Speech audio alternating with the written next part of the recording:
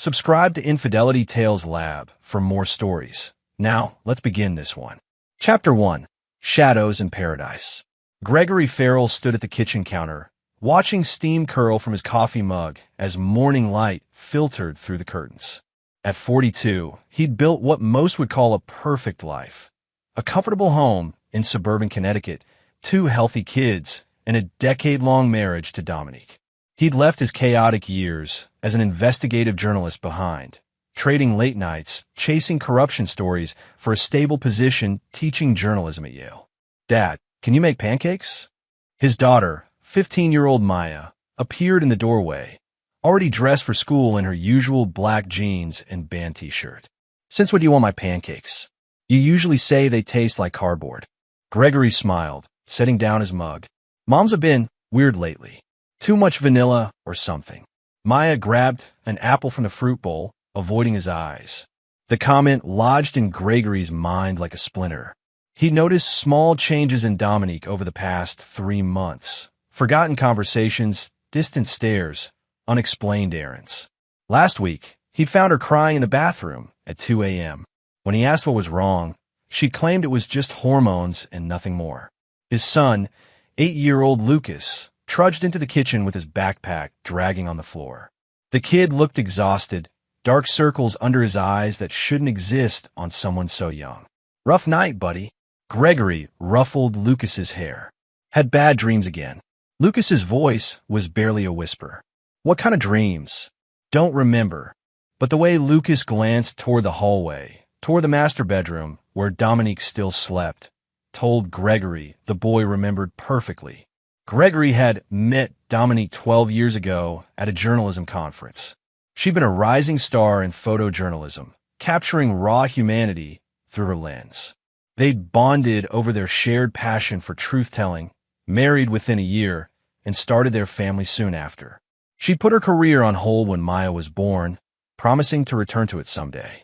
That someday never came. "Listen, I've got office hours until 3 today," Gregory said, checking his watch. "Your mom will be here when you get home from school." Lucas's small hand suddenly gripped Gregory's forearm with surprising strength. "Dad, don't leave us with Mommy today." The words hung in the air like a physical presence. Gregory crouched to his son's eye level. "Why, sweetie?" Lucas's eyes darted nervously. "Please, just don't." Maya moved closer, her expression unreadable. "He's been weird all week, Dad. Ignore him." But Gregory couldn't ignore the genuine fear in his son's eyes. "Lucas, if something's wrong." "Nothing's wrong." The boy's voice cracked. I want you here." Gregory pulled Lucas into a hug, feeling the child's racing heartbeat against his chest. "Okay, how about this? I'll check in at lunch, and you can call me anytime." "Deal." Lucas nodded reluctantly, but the fear didn't leave his eyes. As Gregory drove to campus, he couldn't shake his unease. He'd survived 3 years embedded with military units in Afghanistan, investigated Mexican cartel operations, and exposed a massive pharmaceutical fraud that landed a CEO in federal prison. That last investigation, 10 years ago, had been his masterpiece. It had also been his last. The threats, the paranoia, the close calls had convinced him to step back. For his family's safety, he'd told himself. The pharmaceutical company, Richmond Industries, had been pushing a diabetes medication they knew caused fatal heart problems. Gregory's expose had destroyed the company, sent CEO Victor Richmond to prison for 15 years, and scattered the family's empire. Victor's son, Troy, had been 25 then, a spoiled MBA graduate who'd sent Gregory a single message after the verdict. "You took everything. One day, I'll return the favor." Gregory hadn't heard from Troy Richmond in a decade. He'd almost forgotten about him. His phone buzzed during his second lecture of the day. A text from Dominique. "Can you pick up milk on the way home?" Normal. Mundane. So why did it feel wrong? He texted back. "How are you feeling? You seemed off this morning." The reply came instantly. "I'm fine." Why wouldn't I be?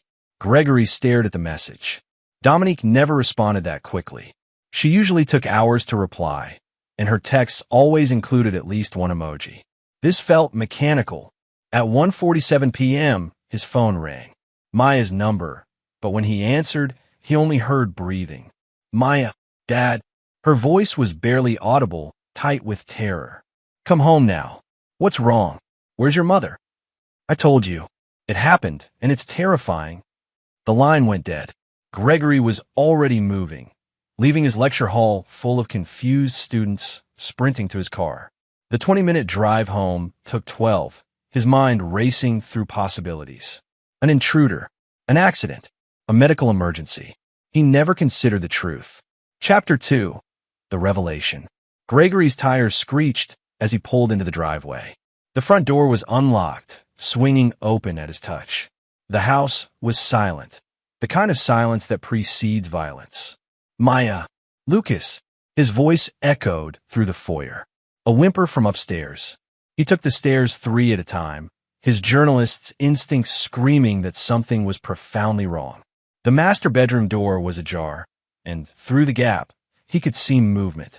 What he saw when he pushed the door open would reshape his entire understanding of the past 3 months. Maya and Lucas were huddled in the corner by the closet, their faces pale with terror. Standing near them, but not threatening them directly, was Dominique. But she wasn't alone. A man sat casually on Gregory's bed, tall, lean, with salt and pepper hair and the kind of confident smile that belonged to predators. Hello, Gregory, the man said. It's been a long time. Recognition hit like a physical blow. Troy Richmond. But this wasn't the soft, pampered 25-year-old he remembered. This Troy was lean and hard, with prison yard tattoos peeking from beneath his rolled shirt sleeves and eyes that had seen darkness. What the hell are you doing in my house? Gregory positioned himself between Troy and his children, visiting an old friend. Troy gestured lazily at Dominique, who stood frozen, her eyes red-rimmed and distant. Though technically, I'm visiting a new friend. Your wife and I have become quite close. The implications crashed over Gregory.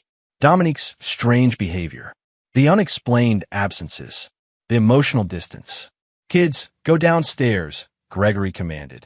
They stay, Troy said, his voice hardening. They should see what happens when people destroy families. You remember families, don't you, Gregory? You remember what you did to mine. Your father was poisoning people for profit. I exposed the truth. The truth. Troy laughed bitterly. My father died in prison last year. Heart attack. Same kind of heart problem his medication was supposed to prevent. Ironic, isn't it? But before he died, he made me promise something. Not revenge. That's too simple. He wanted me to understand, to really feel what we felt. Troy stood, moving closer to Dominique, placing a proprietary hand on her shoulder. She flinched but didn't pull away. So I studied you, Gregory, for years. Read everything about you. Your awards, your career change, your perfect little family. And I realized the best way to destroy you isn't violence. It's transformation. It's watching everything you love decay from the inside. If you've heard her, Gregory started. Heard her? Troy's laugh was genuine. I haven't hurt anyone. I've just been present, available, understanding.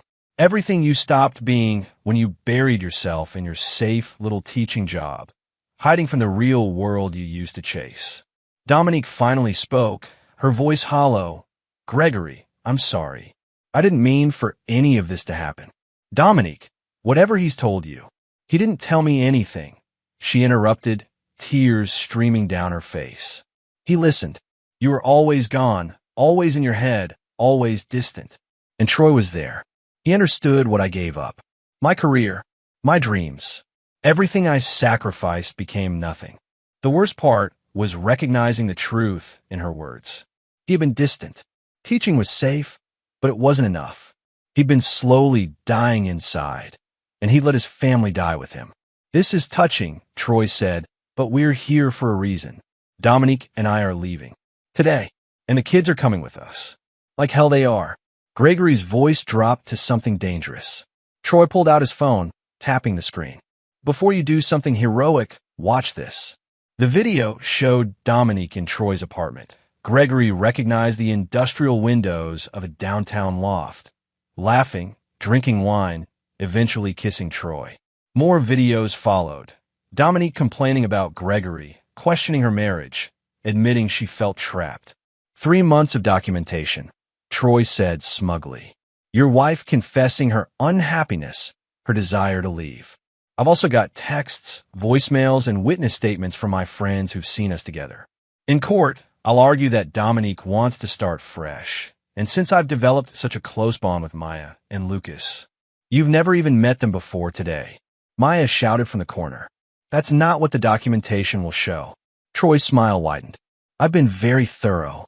By the time this reaches family court, I'll have months of fabricated evidence showing me as a family friend, a mentor figure, someone the children already know and trust. Dominique will testify she wants me in their lives. And you, Gregory, will be the distant, cold husband who drove his wife away. Gregory's mind was already working through scenarios, analyzing options. Troy was smart, smarter than expected. This wasn't a simple custody grab. This was a systematic dismantling designed to leave Gregory with nothing while appearing completely legal. Get out of my house, Gregory said calmly. Or what? You'll call the police. Troy pulled out another phone. Dominique's, Gregory realized. I'll just show them these messages where your wife asked me to come over, where she says she feels unsafe around you, where she documents your anger issues. Face it, you're outplayed. But Troy had made a crucial mistake. Gregory could see it in Dominique's eyes. She was terrified, not of Gregory, but of Troy. This wasn't a woman in love. This was a woman trapped. Dominique, Gregory said softly, ignoring Troy entirely. Look at me. She did, and in that moment, Gregory saw past the manipulation to the woman he'd married. Fear, regret, desperation. Whatever he promised you, whatever he said, we can fix this. But right now, I need you to take the kids and go to your sister's house. She's not going anywhere with you. Troy interjected. I wasn't talking to you. Gregory's eyes never left Dominique's. Dom, you know me. You know I'm not the enemy here. Whatever happened between us, whatever mistakes I made, I never wanted to hurt you. But this man is using you to hurt me, and he doesn't care if he destroys you in the process. Dominique's resolve wavered. Gregory could see the internal war playing out across her face. Troy sensed it too.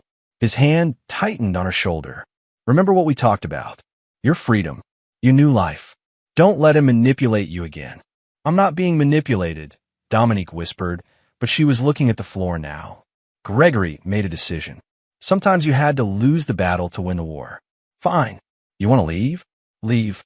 But the kids stay with me until we get this sorted legally. Not happening, Troy said. Then we call the police right now. Explain to them why a stranger is in my house, threatening to take my children. Let's see how your fabricated evidence holds up against breaking and entering, menacing, and attempted kidnapping. Troy's confident smile flickered. He hadn't expected Gregory to call his bluff, or maybe it wasn't a bluff. Dom, tell him, Troy urged. Tell him you invited me. The silence stretched. Dominique's hands were shaking. Finally, she spoke. I invited him. The words gutted Gregory, but he maintained his composure. Okay, but the kids stay. If you want to leave with him, that's your choice. But Maya and Lucas are mine until a court says otherwise. Maya suddenly spoke up, her voice stronger than Gregory expected. Mom, I saw what he did. In the bedroom earlier, before Dad came home. He hurt you. Troy's mask slipped for just a second, a flash of rage that confirmed everything. I didn't, Troy started. I saw the bruise on your arm, Mom, Maya continued. I heard you tell him to stop. I heard you crying. The revelation changed the entire dynamic. Gregory saw it. Troy had been physically threatening Dominique, probably all along. The manipulation hadn't been just emotional. It had been violent. That's a lie, Troy said coldly, but his body language betrayed him. He was preparing to bolt or fight. Gregory had spent enough time in war zones to recognize a cornered predator. Kids' bathroom. Now, lock the door. Maya grabbed Lucas and moved fast. Gregory heard the bathroom door slam and the lock click. It was just 3 adults now, and the pretense of civility was evaporating. Here's what's going to happen, Gregory said, his voice eerily calm. You're going to leave my house. Dominique is going to stay here with me and the kids. And if I ever see you within 100 yards of my family again, I will destroy you in ways your father never imagined. Troy laughed. You can't touch me. I made sure of that. And Dominique, he turned to her, his voice dropping to something intimate and threatening. You know what happens if you don't follow through. You know what I'll release. Dominique's face crumbled. Whatever hold Troy had over her, it was more than just the videos. What else does he have? Gregory asked his wife directly. She couldn't meet his eyes. Photos. From before I met you. From when I was using. The revelation hit hard. Gregory had known Dominique experimented with cocaine in her early 20s. She'd been honest about it when they first met. But if Troy had documentation of it, he could use it in court to paint her as an unfit mother. That was 15 years ago, Gregory said. Doesn't matter, Troy replied.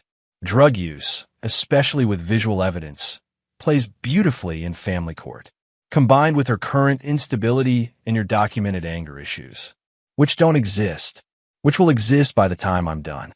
Troy checked his watch. I've given you a chance to do this the easy way. Walk away from the marriage, give me joint custody, and I'll make this painless. Fight me, and I'll make sure you lose everything. Your wife, your kids, your reputation, your job. I've got resources you can't imagine, and I've spent 10 years planning this. You're a has-been journalist playing teacher. I'm a man with nothing to lose and everything to gain. Gregory said nothing for a long moment, letting Troy's confidence rebuild. Finally, get out. Dominique, Troy started. Get out.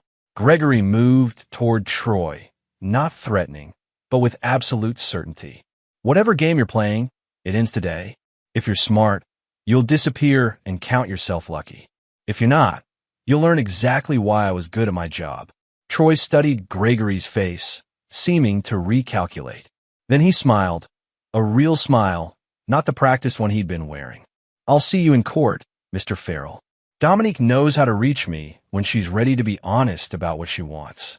He left, his footsteps echoing down the stairs, the front door closing with calculated gentleness. Gregory waited until he heard Troy's car drive away before moving to the bathroom door. Kids, it's safe. Maya emerged first, still shielding Lucas. Is he gone? For now. Dominique was sitting on the bed, her face in her hands, sobbing. Gregory wanted to comfort her, but he needed information first. He needed to understand exactly what he was fighting. Dom, he said gently, I need you to tell me everything. Chapter 3. The Architect's Blueprint. 2 hours later, Gregory sat at the kitchen table, his coffee long cold, as Dominique finished her confession. The kids were in the living room, watching a movie they'd seen 100 times, a small comfort in a suddenly unstable world. Troy had approached Dominique 4 months ago at a photography exhibition in New Haven. He'd introduced himself as T.J. Richmond, claiming to be an art collector interested in her old work. He'd been charming, interested, complimentary, everything Gregory hadn't been lately. They'd met for coffee a few times, strictly professional, or so Dominique thought. Then Troy revealed who he really was, the son of the man Gregory had destroyed. But he didn't present it as revenge. Instead, he pitched it as mutual understanding. Two people whose lives had been derailed by Gregory Farrell's righteous crusade. He claimed his father had been a scapegoat, that there were other executives responsible for the medication disaster, that Gregory had destroyed an innocent man for a headline. I didn't believe him at first, Dominique said, her voice hoarse. But he had documents, evidence, things that made me question what I knew. And he was so understanding about my frustration, my regrets. When I had been struggling, Gregory, he had. Gregory didn't know. They'd been coasting for months, maybe years. He'd been so focused on staying safe, on maintaining stability, that he'd stopped being present. When did it turn? He asked. About 6 weeks ago. He started asking more personal questions. About you, about the kids, about our finances. I thought he was just being friendly, but then he asked me to meet him at his apartment. Said he wanted to show me something about the case. When I got there, she trailed off, and Gregory didn't need her to finish. Troy had recorded them. Compromising positions, edited to look worse than they were. Classic blackmail. He said if I didn't cooperate, he'd send the videos to you, to Yale, to everyone. He said he'd make sure I looked like a cheating wife who abandoned her family. And then he showed me the photos, the ones from college from my cocaine days. He said he'd use them to prove I was unfit, that I'd lose custody. So you went along with it. I didn't know what else to do. Her voice rose. He had me trapped, Gregory. Every time I tried to pull away, he'd show me more evidence, more threats. He said he was building a case, that he'd take you down legally, and I'd be collateral damage unless I helped him. Why didn't you tell me? The question hung between them. Dominique looked away, because part of me was angry. Angry that you'd made an enemy who came back for us. Angry that your past had invaded our present. Angry that you'd chosen safety over passion, and we'd both withered because of it. Troy weaponized all of that. He made me feel like your victim. Gregory absorbed this. Troy was more sophisticated than he'd anticipated. This wasn't just revenge. It was psychological warfare designed to turn Gregory's own family against him. The kids, Gregory said. What did they see today? Dominique's face paled. Troy came by this morning after you left. He said we needed to finalize our story for the lawyers. But when I tried to push back, when I said I couldn't go through with it, he grabbed my arm. Hard. Left a bruise. Lucas saw us through the bedroom door. Started crying. Troy told him to shut up, raised his hand like he might. She shuddered. That's when Lucas ran to his room, and Maya called you. So the children's fear had been entirely justified. Troy had shown his true colors, dropping the civilized mask when he thought he could intimidate a woman and children without consequence. I need everything, Gregory said. Every text, every email, every video. I need to know every piece of leverage he has. Dominique nodded, pulling out her phone with shaking hands. As she scrolled through her messages with Troy, Gregory's mind was already 3 moves ahead. Troy Richmond thought he'd built the perfect trap. He'd spent months constructing a narrative. Gregory was a cold, distant husband whose obsessive past had finally caught up with him. Dominique was a neglected wife seeking connection. Troy was the understanding friend who'd been drawn into a messy situation. The children were pawns who'd eventually be manipulated into accepting their new reality. But Troy had made critical errors. First, he'd underestimated how smart Gregory actually was. Second, he'd revealed his hand too early, impatience born from 10 years of festering resentment. And third, he'd committed actual crimes: blackmail, assault, intimidation. Gregory's old instincts were firing now, the investigative journalist who'd taken down cartels and corporations waking from his decade-long slumber. He'd gotten complacent, yes, comfortable, but he hadn't forgotten how to fight. He just needed to be smarter than his enemy, more patient, more ruthless. There's something else, Dominique said quietly. Troy has a partner, someone who's been helping him with the documentation and surveillance. A woman named Charity Hickman. She works in tech, or so Troy said. She's the one who helped fabricate timestamps on videos, create fake text histories, all the digital evidence. This was new information. Gregory made a mental note. Charity Hickman. Do you know anything else about her? Just that Troy treats her like she's obsessed with him. She does whatever he asks. He calls her his insurance policy. Gregory stood, moving to the window.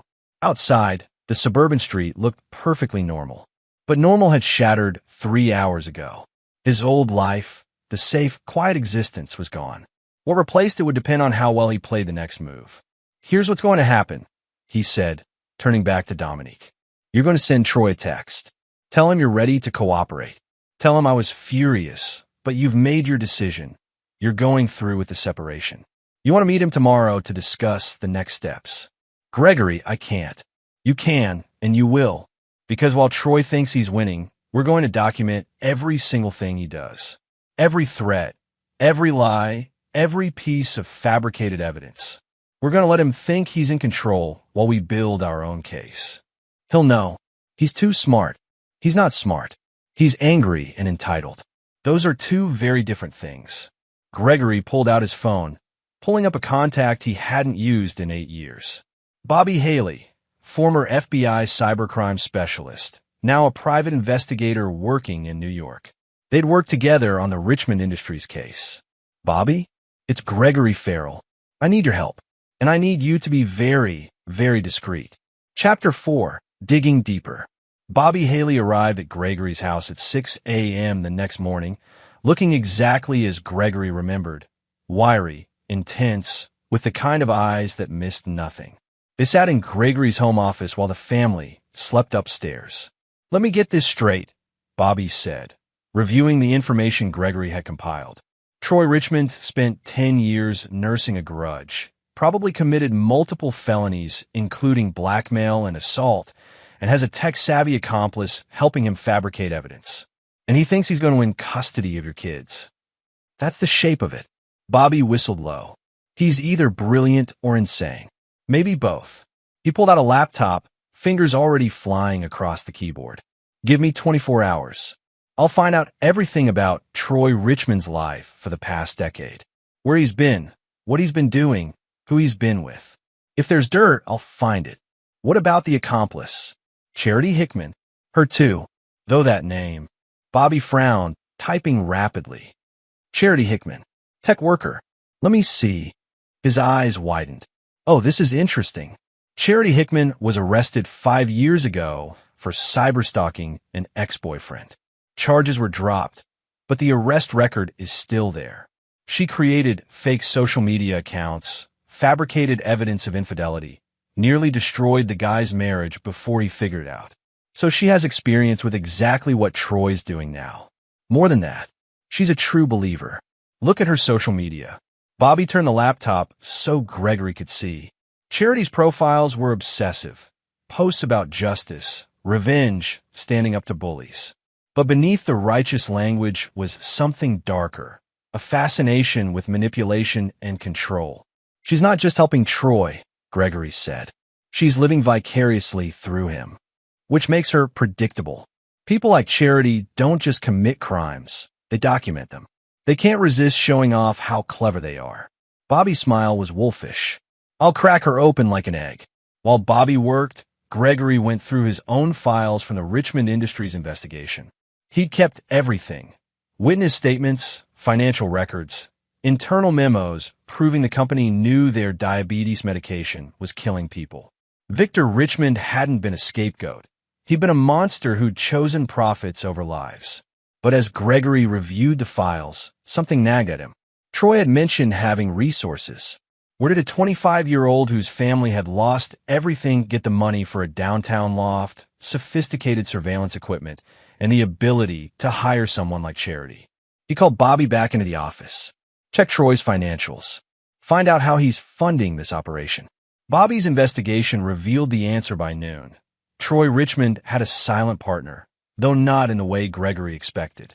Victor Richmond's younger brother, Kenneth Richmond, had escaped the pharmaceutical scandal by being conveniently abroad during the investigation. He'd quietly rebuilt his fortune through real estate investments and now served as Troy's financial backer, not out of love, but out of his own desire for revenge against Gregory. "So it's not just Troy," Gregory said. "It's the entire Richmond family. Looks that way. Kenneth's been funneling money to Troy for at least 3 years. Probably longer. They're patient, methodical, and they've got deep pockets. It's complicated things. Fighting one angry son was manageable. Fighting a coordinated family vendetta with unlimited resources was exponentially harder, but also opened up new avenues. Kenneth Richmond was legitimate now, a respectable real estate developer with business interests across Connecticut. He couldn't afford to have his revenge scheme exposed. That was a pressure point Gregory could exploit. Dominique had sent Troy the text as instructed, and Troy had eagerly agreed to meet her that afternoon at his apartment. Gregory planned to be nearby, not to confront Troy, but to observe, to understand his enemy better. "I'm coming with you," Bobby said. "I'll set up surveillance outside the building. Audio and video.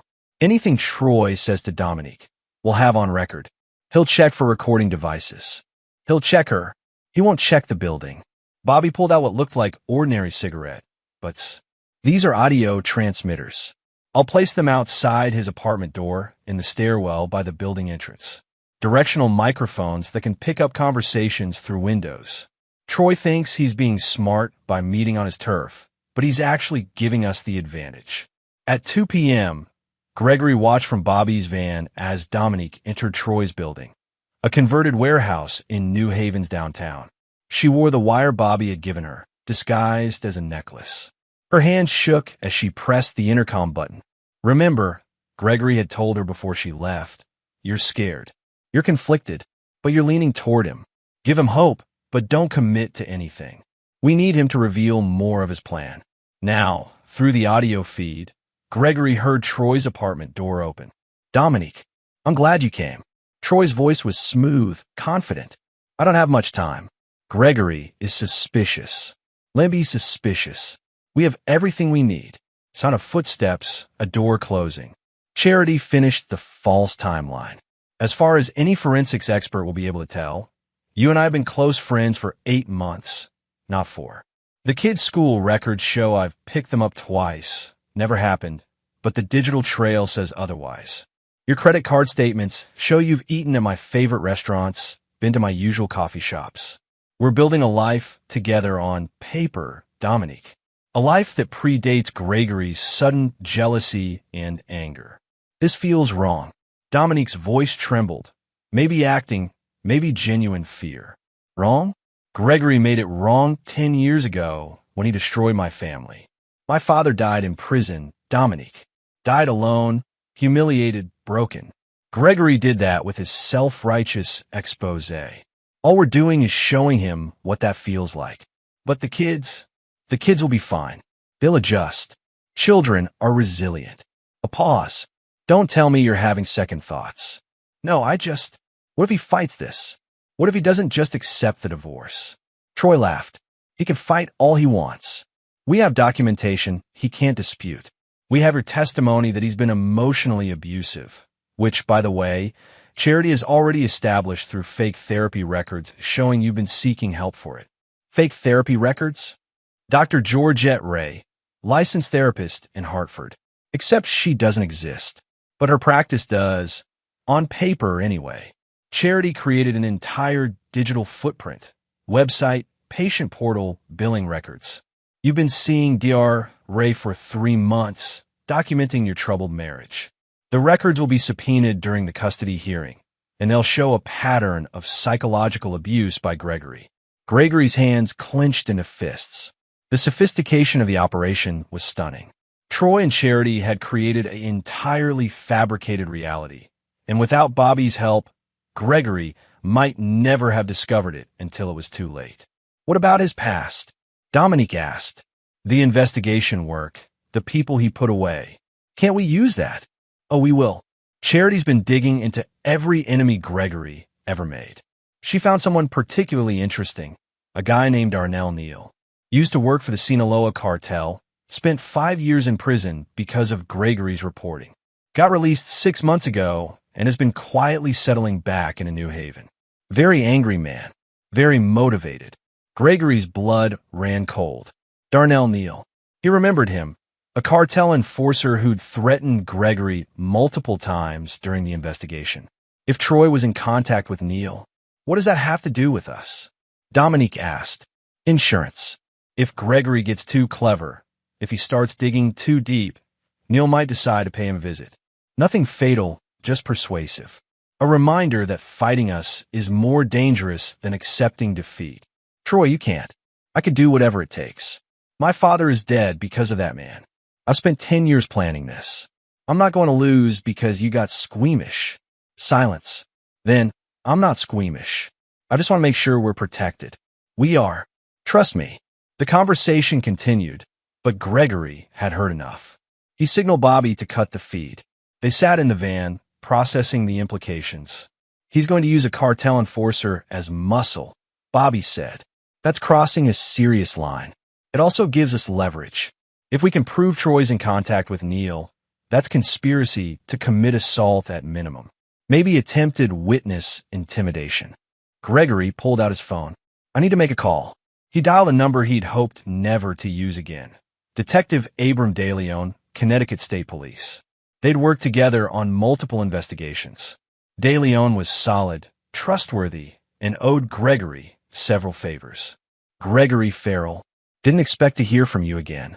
I need your help, Abram. Quietly. I've got a situation involving Troy Richmond. Yes, that Richmond. and it's gotten complicated. Gregory explained the basics: the blackmail, the fabricated evidence, the mention of Darnell Neal. De Leon listened without interrupting. "That's a hell of a mess," De Leon finally said. "What do you need from me?" "Information on Neal. Where he is, what he's doing, and off-the-record surveillance, if possible. If Troy makes contact with Neal, I need to know." "I can do that." "But Gregory, if this goes sideways, if there's violence—" "There won't be. I'm going to handle this smart.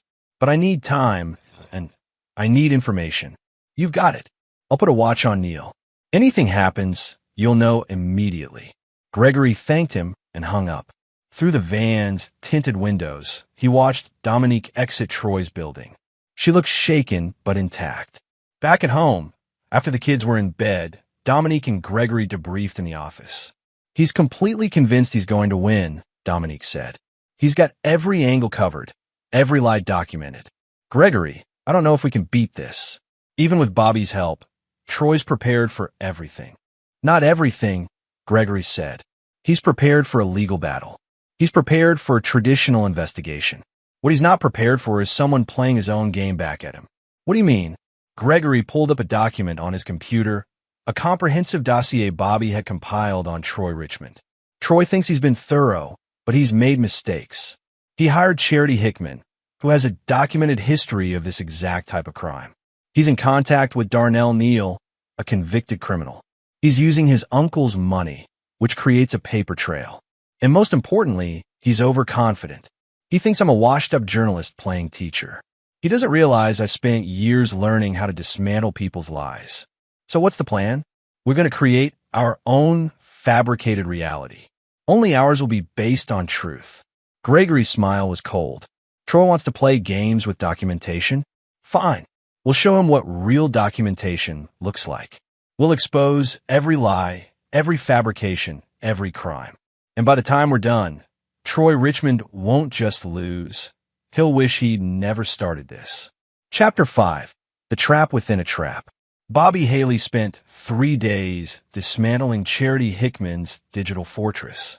It turned out that being brilliant at creating false evidence didn't make you brilliant at covering your own tracks. Charity had been sloppy in small ways, using her real IP address for some of the fabrications, leaving metadata in files, storing evidence on cloud servers with inadequate encryption. "She's good, but she's not paranoid enough," Bobby explained to Gregory. "She didn't think anyone would be looking at her. All her security was focused on making the fake evidence undetectable, not on hiding her own involvement." By the end of day 4, Bobby had something remarkable: a complete blueprint of every piece of false evidence Troy and Charity had created. The fake therapy records, the manipulated timestamps, the fabricated witness statements, the altered credit card records, all of it mapped out with proof of digital manipulation. "This is enough to destroy their case," Bobby said. "We bring this to court, show the judge they've been fabricating evidence, and Troy's done, probably facing criminal charges for fraud and perjury." But Gregory shook his head. "That's not enough." "What do you mean that's not enough?" "This proves everything. It proves Troy broke the law. It doesn't prove he's dangerous.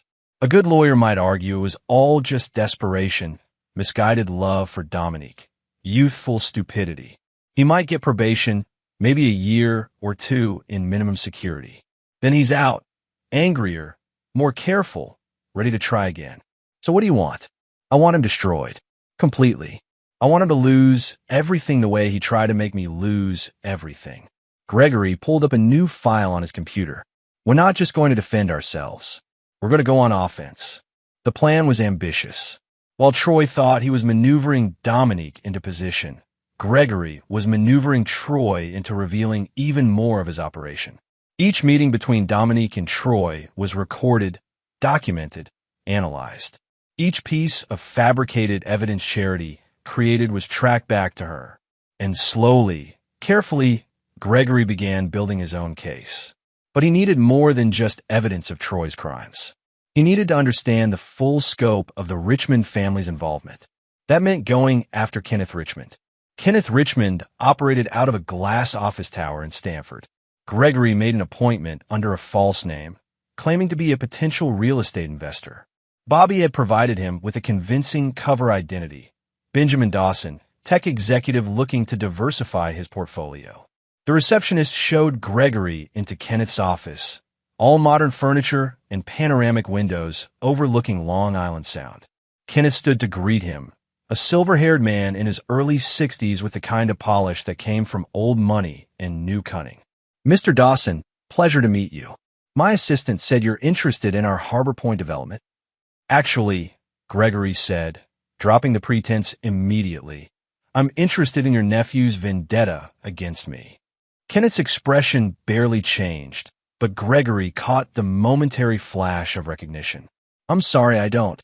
Gregory Farrell. You remember me. I'm the journalist who destroyed your brother's company and sent him to prison, where he died." Kenneth's professional mask solidified. "I think you should leave. I think you should listen. Because right now, your nephew is committing multiple felonies in your name, using your money. Blackmail, fraud, witness intimidation, conspiracy with a convicted criminal. And all of it traces back to you. I don't know what you're talking about." Gregory pulled out a folder, spreading documents across Kenneth's pristine desk. "Bank transfers from your accounts to Troy's. Emails discussing the plan. Text messages where you tell Troy to do whatever it takes. You've been funding this operation from the start, which makes you an accessory to every crime he commits." Kenneth studied the documents, his face unreadable. "Finally, what do you want? I want you to understand something. Your brother wasn't innocent. He knew that medication was killing people, and he kept selling it because the profits were too good. I didn't destroy an innocent man. I exposed a murderer. The fact that you've chosen to avenge him says more about you than it does about me. My brother. Your brother was responsible for at least 47 deaths. 47 people who took medication they trusted, medication that gave them heart attacks. There were probably more, but those are the ones we could prove. So before you play the victim, remember that you're avenging a mass murderer." Kenneth's jaw tightened. "Even if I believed you, even if everything you say is true, why would I stop Troy? You destroyed my family. You destroyed our name. Victor's death is on you. Victor's death is on Victor. He made choices, and he paid for them. But Troy's choices? Those are on you now, because you're funding them, enabling them, and when it all comes crashing down, and it will, you're going to prison too. Is your revenge worth that? You're bluffing." Gregory leaned forward. "I have evidence of every crime Troy and his accomplice have committed. I have proof of your financial involvement. I have recordings of Troy threatening to use a cartel enforcer to intimidate me. I have documentation that would make the FBI's case against you so airtight, you'd be lucky to see sunlight again before you're 80.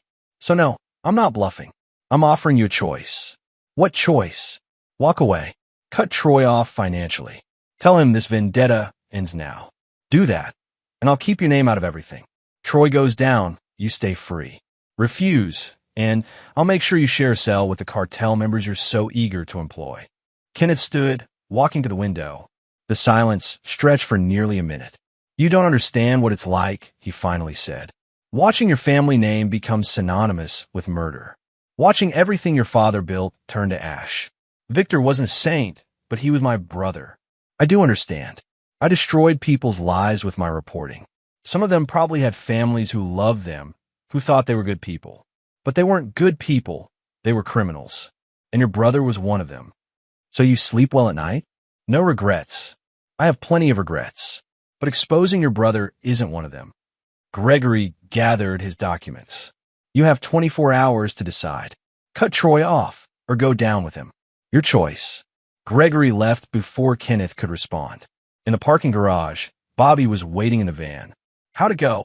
"Hard to say. Either he'll see reason, or he'll double down." Gregory climbed into the passenger seat. "Either way, we've got him rattled. Rattled people make mistakes." What Gregory didn't know was that Kenneth Richmond had immediately called Troy after he left, and Troy's response was not to retreat, but to accelerate his timeline. That night, Gregory got a call from Detective DeLeon. "Darnell Neal just bought a plane ticket to Mexico. Leaving in 3 days. Looks like he's getting out of the country. Why would he leave? I thought Troy was using him as a threat. Maybe Troy spooked. Maybe Neal got wind that someone was watching him. Either way, if you want to question him about any connection to Troy Richmond, you need to do it in the next 72 hours. Gregory made a decision. Can you pick him up? Bring him in on a parole violation or something? On what grounds? He hasn't done anything illegal since his release. Then I'll talk to him myself. Gregory, that's a terrible idea. Neil is dangerous. So am I. The next morning, Gregory found Darnell Neal at a gym in East Haven, a rough, no-frills boxing club where men with violent pasts worked out their demons on heavy bags. Neal was exactly as Gregory remembered, 6'4", heavily muscled, with the kind of scars that told stories of survival. Gregory approached him directly. Darnell Neal, we need to talk. Neal turned, recognition dawning slowly. Farrell, the reporter, former reporter. Can we speak outside? Neal studied Gregory for a long moment, then nodded. They walked to the parking lot, standing by Neal's truck. Troy Richmond contacted you, Gregory said. I want to know what he offered you. Neal laughed, a bitter sound. You got balls, I'll give you that. Come to talk to me after what you did. I reported the truth. If you committed crimes, that's on you. I did 5 years because of you. You did 5 years because you worked for a cartel. I just made sure people knew about it. And now another rich boy wants me to pay you back for it. Neal pulled out his phone, showing Gregory a text from an unknown number. $20,000 to break your legs. $40 to put you in the hospital for a month. $60 if I make it permanent. You taking the offer? Hell no.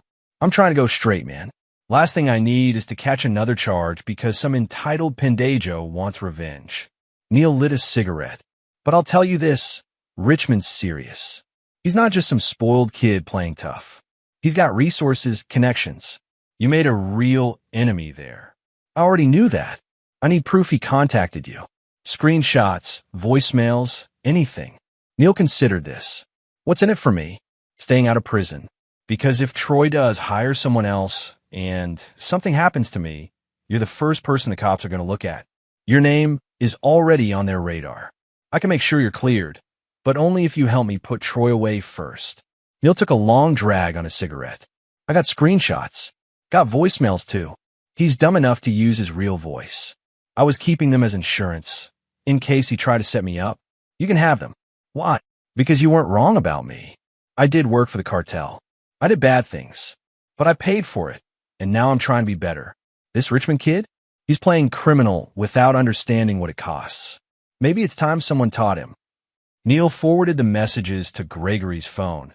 Clear evidence of Troy soliciting assault, making specific threats, offering payment for violence. Combined with everything else Bobby had compiled, it was devastating. One more thing, Neal said. Richmond's partner, the tech girl. She reached out to me too, separate from him. Offered double if I'd make it look like you started it, like it was self-defense gone wrong. She's crazier than he is. That was new intelligence. Charity wasn't just following Troy's lead. She was actively trying to escalate beyond his plan. Thank you, Gregory said. Don't thank me. Just make sure that kid learns his lesson. The real world ain't like his trust fund fantasies.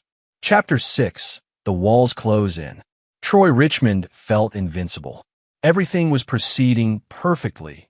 Dominique was cooperating, the fabricated evidence was in place, and the family court date was set for 2 weeks away. His lawyers, expensive ones, paid for by Uncle Kenneth, assured him the case was ironclad. What Troy didn't know was that Gregory had spent the past week systematically dismantling his entire operation. Bobby Haley had traced every piece of digital fraud back to Charity Hickman's devices. Detective De Leon had documented Troy's attempts to hire Darnell Neal for violence. Gregory had recorded Kenneth's implicit admission of funding the operation. And Dominique, despite her fear, had gathered evidence of Troy's physical intimidation and emotional manipulation. But Gregory wasn't ready to strike yet. He needed one more piece, Troy's complete confession. I don't understand, Dominique said when Gregory explained the final phase of his plan. We have enough to destroy him.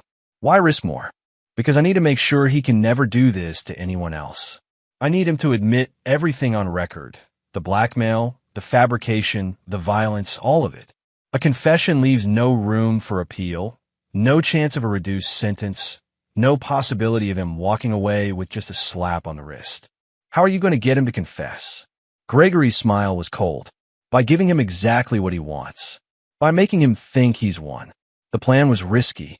Gregory would stage a complete breakdown, convince Troy that he'd given up, that he was ready to accept defeat and walk away from his family. Dominique would tell Troy that Gregory had agreed to the divorce terms, agreed to limited custody, agreed to everything. All Troy had to do was show up for one final meeting to gloat and secure his victory. Troy, of course, agreed immediately. He couldn't resist the opportunity to see Gregory broken. They met at Troy's apartment. Troy's choice, naturally. He wanted home field advantage. What he didn't know was that Bobby had already installed professional-grade recording equipment throughout the apartment weeks ago, hidden in ways that even a security sweep couldn't detect. Gregory arrived looking haggard, defeated. It wasn't entirely an act. The past 2 weeks had taken a genuine toll. Troy answered the door with a smug smile. Gregory, come in. Can I get you a drink? Just water. They sat in Troy's living room. Expensive furniture and floor-to-ceiling windows, showcasing a view Troy couldn't actually afford without his uncle's money. So, Troy said, Dominique tells me you're ready to be reasonable. I don't have a choice. You got me cornered. Gregory's voice was hollow. The evidence you've compiled, the witnesses, the documentation. My lawyers say I'll lose everything if I fight this in court. I'm glad you're seeing sense. I want to understand why. Why go to these lengths? If you wanted revenge, there were simpler ways. Troy leaned back, relaxing into his victory. Simpler ways aren't satisfying. I wanted you to feel what my father felt. He didn't just lose his freedom. He lost his identity, his family, his purpose. He died broken. I wanted you to experience that same breaking. Watching your wife turn against you, knowing you'll lose your children, seeing your reputation crumble, that's real revenge. Your father was a criminal. My father was a businessman who made a mistake. One mistake, and you destroyed him for a headline. You didn't care about the lives you ruined. Mine, my mother's, my uncle's. You just cared about the story. People died because of the medication he sold. People die every day. Medications have side effects. That's life. But you made him a monster. And for what? A fucking Pulitzer nomination? Gregory had expected this. The rationalization, the deflection. Troy genuinely believed his father had been wronged. It was the foundation of his entire vendetta. What happens now? Gregory asked. Now you signed a custody agreement. You get the kids every other weekend. Major holidays alternate.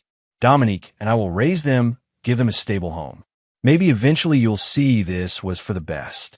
And if I refuse, then we go to court, and you lose anyway. But it'll be messy, more public. Your colleagues at Yale will hear about your anger issues. Your former sources will hear how the great Gregory Farrell couldn't even keep his own marriage together. Your children will testify about how distant and cold you've been. Is that what you want? Gregory stood, pacing to the window. He could see Bobby's van parked across the street, recording everything. How did you fabricate all of it? The evidence, I mean. It must have taken months. Troy's ego couldn't resist. Charity Hickman. She's brilliant, genius-level hacker with a grudge against people like you. Self-righteous types who think they're heroes. She helped me create an entire false timeline. Fake therapy records, manipulated credit card statements, altered emails. Everything looks real because technically it is real. It exists in every database that matters. A forensics expert would confirm it all. What about the physical evidence? The bruise on Dominique's arm? That was unfortunate. She was being difficult, needed to be reminded what was at stake. But it worked out, made her more cooperative. Gregory turned back to face Troy. And Darnell Neal? You try to hire him to assault me. Troy's expression flickered, the first sign of concern. I don't know what you're talking about. Funny, because Neal has screenshots of your messages. Voicemails, too. You offered him $60,000 to put me in the hospital permanently.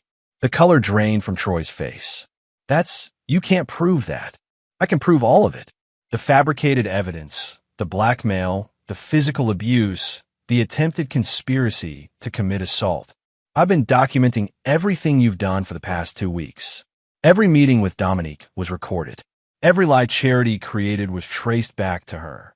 Every conversation we've had, including this one, has been captured on audio and video. Troy stood abruptly. You're bluffing. Am I? Gregory pulled out his phone, playing back a clip from Troy's conversation with Dominique a week ago.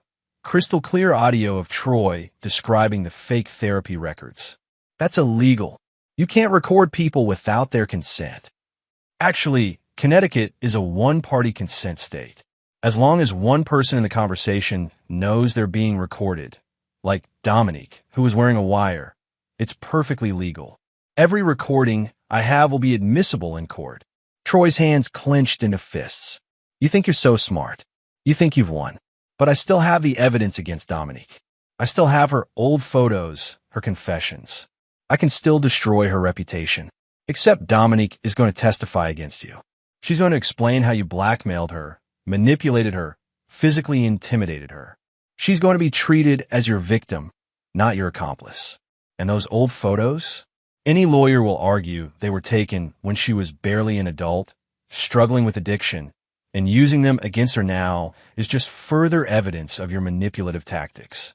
Troy's confident facade was crumbling. My uncle. Your uncle is cutting his losses. I spoke with Kenneth yesterday. Gave him a choice. Distance himself from you, or go to prison as your accomplice. He chose survival. The money tap is turned off, Troy. You're on your own. No. Troy's voice was rising. No, this isn't how this ends. I spent 10 years planning this.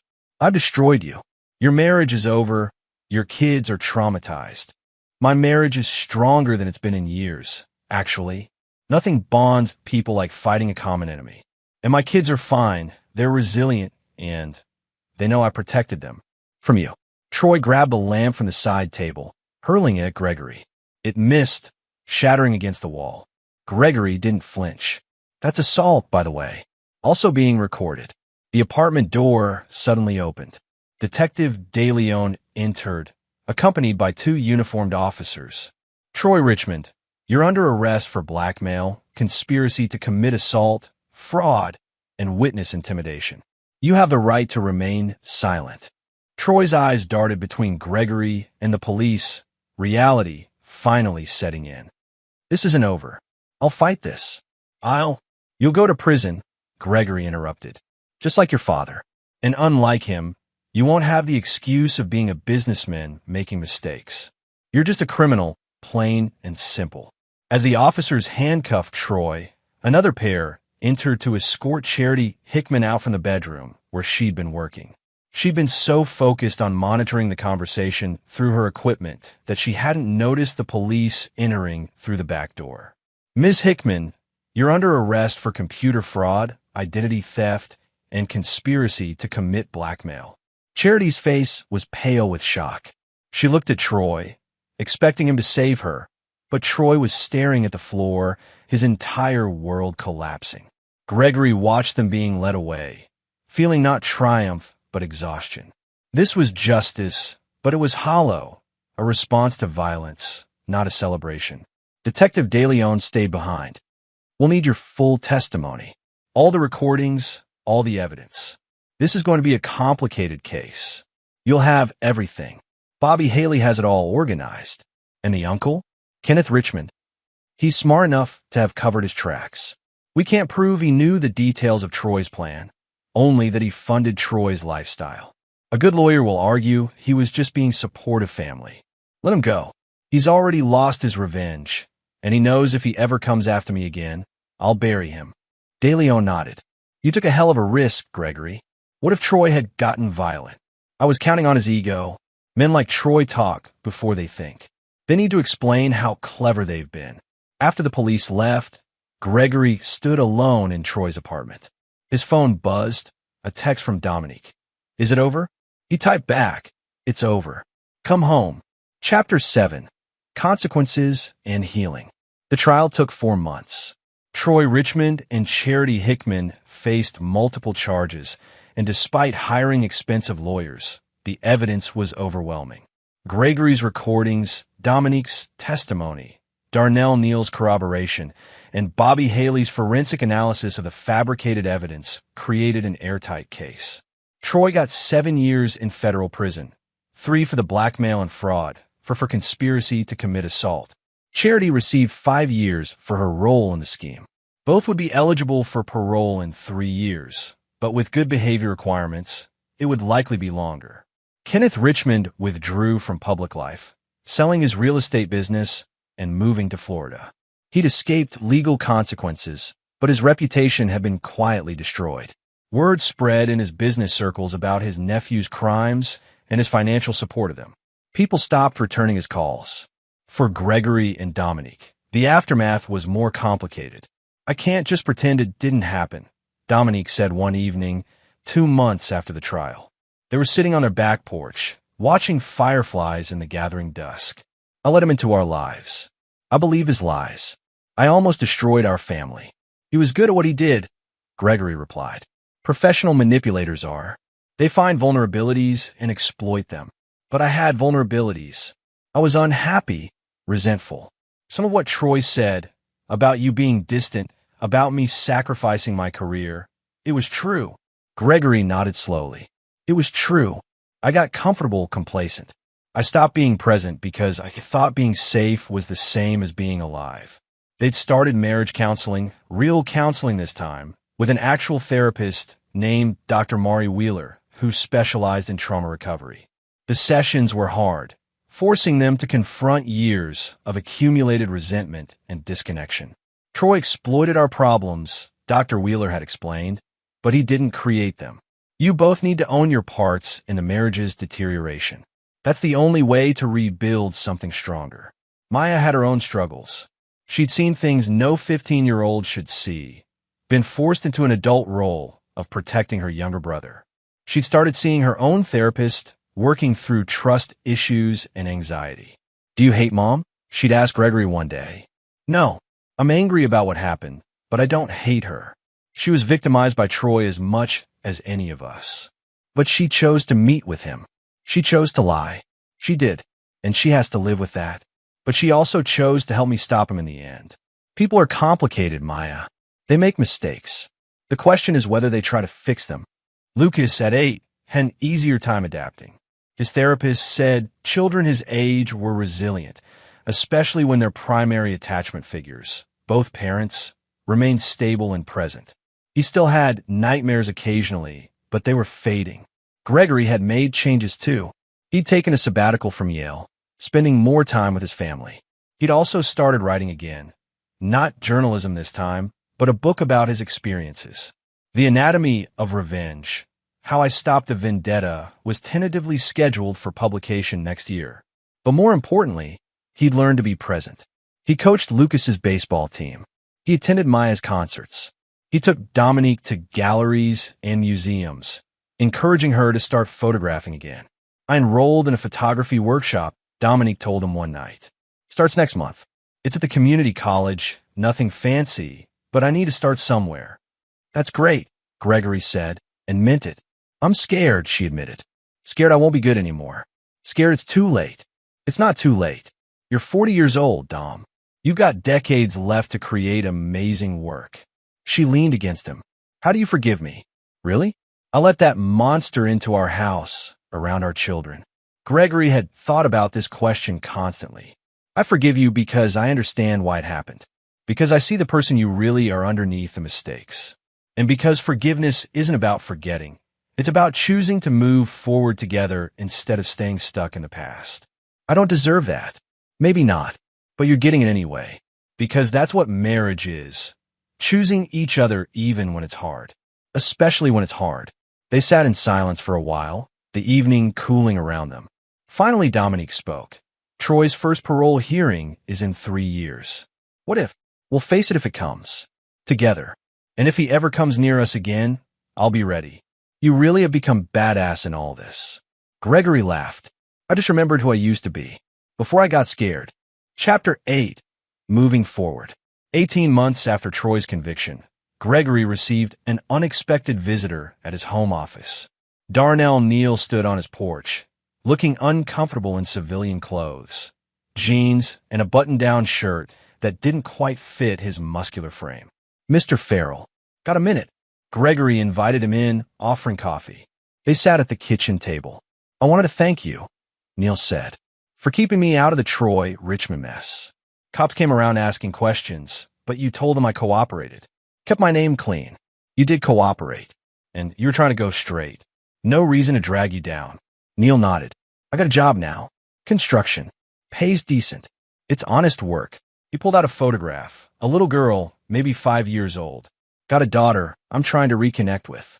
Her mom finally agreed to let me see her, now that I'm not associated with criminals anymore. That's great, Darnell. Point is, you could have burned me. Could have made me part of your revenge. But you didn't.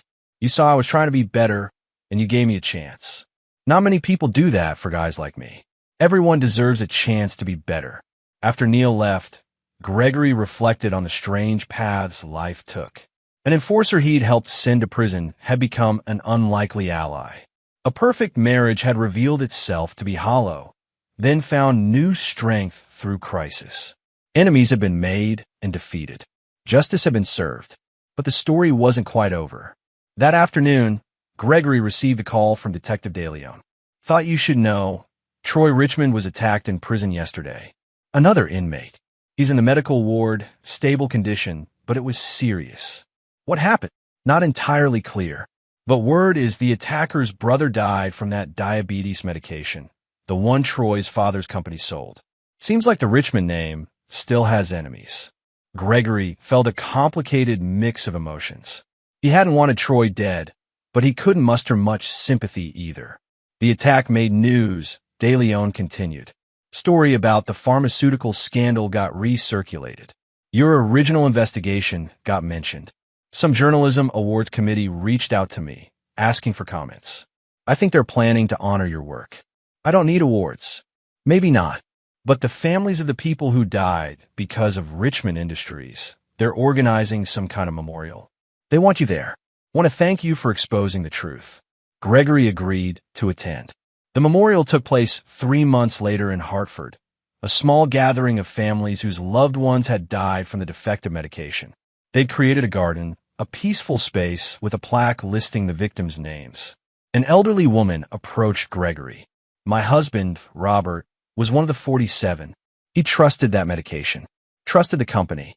You gave him justice, Mr. Farrell. Gave all of them justice. I just reported the truth. You did more than that. You stood up when it cost you. You made enemies. And now, all these years later, you're still fighting them. That takes courage. Gregory felt the weight of her words. He'd spent years running from his past, trying to be safe, but safety had been an illusion. Troy's vendetta had taught him that truth and justice came with a price, but retreating from them came with a higher price. At home that evening, he found Dominique in her darkroom, a space they'd converted from the garage. She'd been taking photos again, raw and powerful images that captured resilience and recovery. How was the memorial? She asked. Emotional. Necessary. He looked at the photos, drying on the line. These are incredible, Dom. They're about survival. About what comes after trauma. She gestured to one image, a broken window with plants growing through the shattered glass. Everything breaks eventually. The question is what grows in the cracks. Very poetic. I'm getting deep in my old age. She smiled. But seriously, I think I'm finding my voice again. Not the voice I had before, but something new. Something earned through pain. Maya appeared in the doorway. Mom, Lucas needs help with his science project. Something about volcanoes. Tell him I'll be there in 5 minutes. After Maya left, Dominique turned to Gregory. Are we okay? Really? We're better than okay. We're real. For the first time in years, we're actually real. She kissed him, then headed inside to help Lucas. Gregory stayed in the darkroom, looking at the images of brokenness and growth, destruction and renewal. His phone buzzed, a text from an unknown number. His heart rate spiked momentarily, old fears resurfacing. But when he opened it, he found a message from Bobby Haley. FYI, Kenneth Richmond died yesterday. Heart attack. Natural causes, doctors confirmed. The Richmond family line ends here. Thought you'd want to know. Gregory stared at the message for a long time. Victor Richmond, dead in prison. Troy Richmond, serving 7 years. Kenneth Richmond, dead. The family that had tried to destroy him was gone. He should have felt victorious. Instead, he felt tired. He deleted the message and went inside to help his son build a volcano. Chapter 9. Epilogue. 3 years later. Troy Richmond's first parole hearing took place on a cold Tuesday in February. Gregory didn't attend. He had nothing to say that the parole board needed to hear. But Detective DeLeon called him afterward with the results. Parole denied. He'll be eligible again in 2 years. But between the prison assault he received and his complete lack of remorse during the hearing, the board wasn't impressed. Good. There's something else. Charity Hickman is getting out next month. She showed remorse, completed multiple rehabilitation programs, has a job lined up. She'll be supervised, but she's getting paroled. Gregory had expected this. Keep me informed if she causes any trouble. Will do. But honestly, I don't think she will. Her lawyer sent a letter to you. Want me to forward it? Sure. The letter arrived the next day. Charity's handwriting was neat, careful. Mr. Farrell, I don't expect forgiveness, and I'm not asking for it. What I did was criminal, cruel, and inexcusable. I got caught up in Troy Richmond's obsession, and I told myself it was justice when it was really just revenge. I've spent 3 years in prison thinking about the people I hurt. You, your wife, your children. They never did anything to me, and I tried to destroy their lives because I believed Troy's lies. I'm getting out next month. I'm moving to Oregon, starting over with a new name and a new life. I'll never contact you or your family again. I just wanted you to know that I understand what I did, and I'm sorry. Not because it reduces my sentence or earns me anything, but because it's true. I hope your family has found peace. Charity Hickman. Gregory read the letter twice, then filed it away. It didn't change anything, but it was something, acknowledgement, ownership, more than Troy had ever offered. Life had stabilized into a new normal. Maya was in college now, studying psychology with a focus on manipulation and coercion, unsurprisingly, given her experiences. She called home every week, sounding happy and engaged. Lucas was 11, thriving in middle school, captain of his baseball team. The nightmares had stopped years ago. He barely remembered the specific details of what happened, though the therapist said the emotional memory would always be there, shaping him in subtle ways. Dominique's photography had taken off. She'd had 2 successful exhibitions, with a 3rd scheduled for next month. Her work focused on resilience and recovery, and critics praised its raw honesty. She'd found what she'd been missing, not just a career, but a purpose. And Gregory? He'd returned to teaching, but with new energy. His book had been a modest success, leading to speaking engagements about justice, revenge, and redemption. He'd started taking on investigative freelance work again. Nothing too dangerous, but enough to keep him sharp. He stood in his backyard on a Saturday morning, watching Dominique set up her camera equipment for a photo shoot.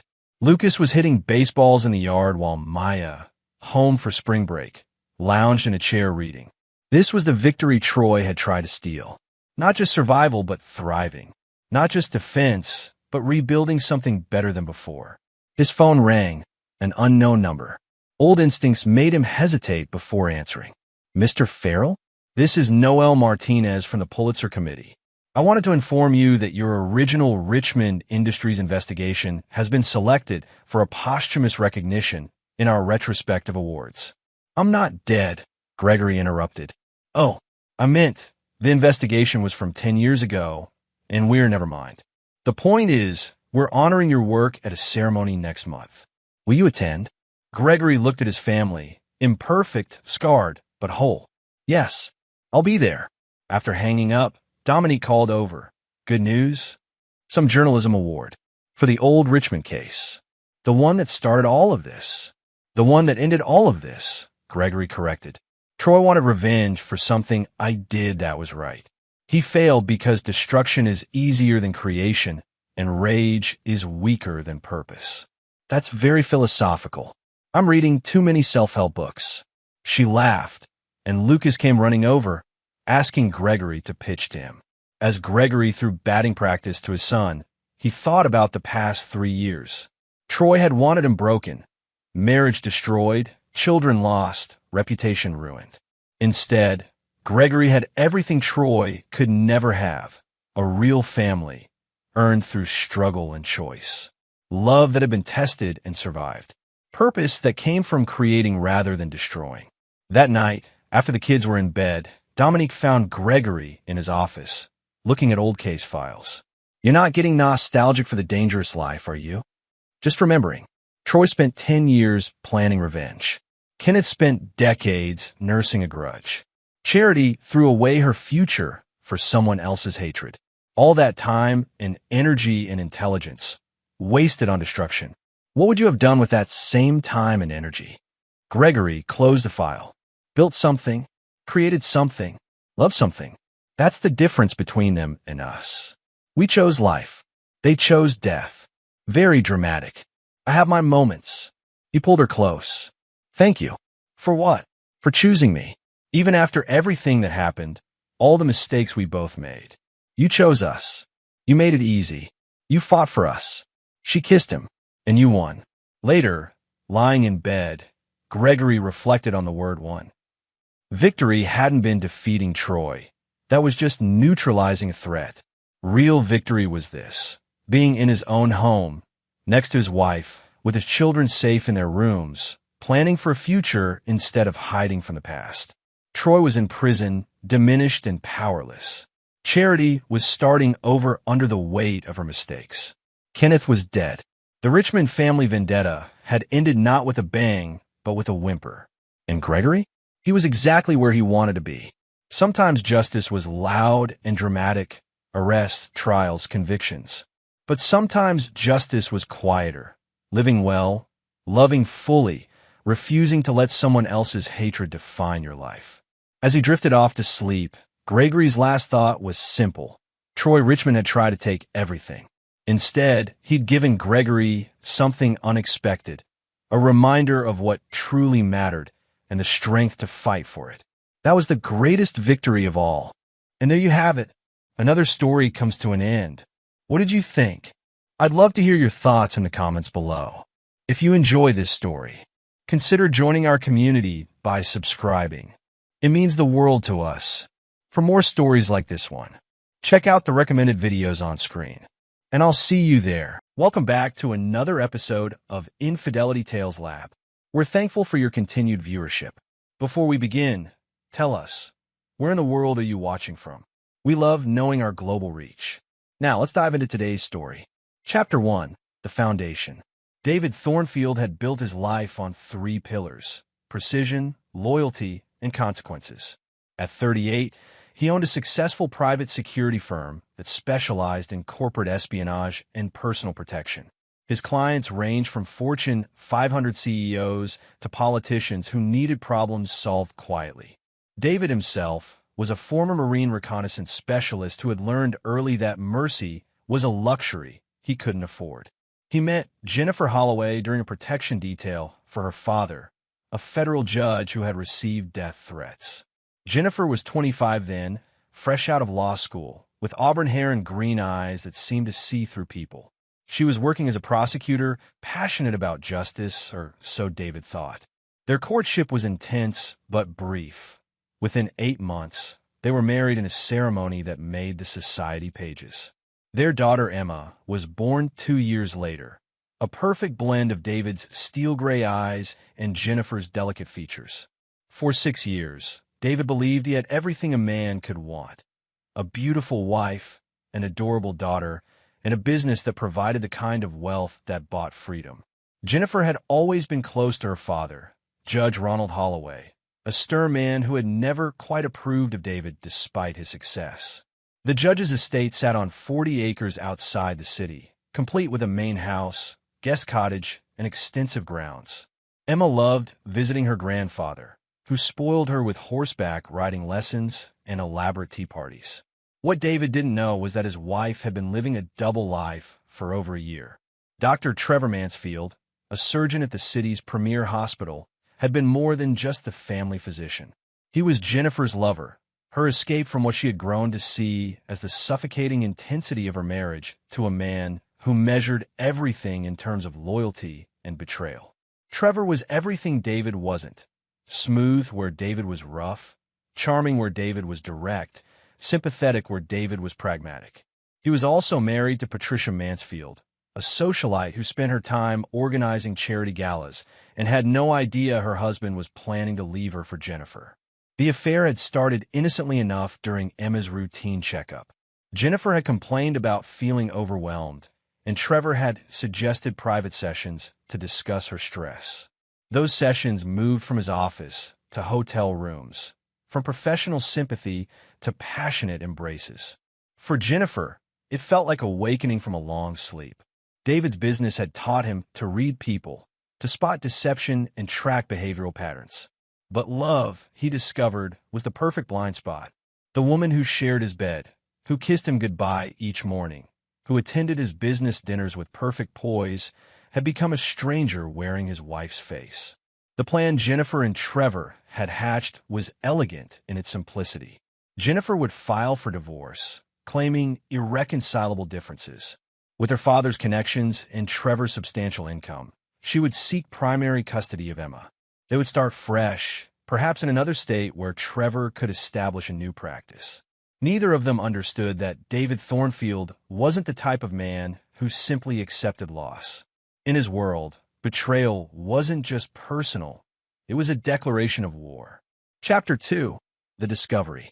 The call came on a Tuesday afternoon while David was reviewing security protocols for a new client. Jennifer's voice was strained, almost panicked. "David, you need to come to the hospital. It's Emma." The drive to St. Catherine's Hospital took 12 minutes, though David's mind processed a dozen scenarios in that time. He found Jennifer in the pediatric ward's waiting room, her face pale, her hands trembling as she clutched a coffee cup. "What happened?" David's voice carried the controlled calm he used in crisis situations. "She fell down the stairs at Dad's house. The bruises on her back, they look worse than they are, but I wanted to make sure she didn't have internal injuries." David studied his wife's face, noting the way her eyes didn't quite meet his, the slight tension in her shoulders. Something felt off, but his concern for Emma overrode his suspicions. Dr. Trevor Mansfield appeared in the doorway, his expression professionally concerned. "Mr. and Mrs. Thornfield? I'm Dr. Mansfield. I've been examining Emma." David shook the man's hand, noting the firm grip and direct gaze. He seemed competent, trustworthy. "How is she?" "She's going to be fine. No broken bones, no internal bleeding. The bruising is consistent with a fall downstairs, though quite extensive. Children are remarkably resilient." As they spoke, David caught something in the way Trevor's eyes lingered on Jennifer, the barely perceptible softening of his expression when he addressed her. It was subtle, the kind of detail most people would miss, but David had spent years learning to read micro-expressions and body language. "Can we see her?" Jennifer asked. "Of course. She's been asking for both of you." Emma was sitting up in the hospital bed, looking small against the white sheets. Her back was covered with dark bruises that made David's chest tighten with protective fury. "Daddy," she reached for him, and he gathered her carefully in his arms. "Hey, princess, how are you feeling?" "It hurts, but the doctor said I'm brave."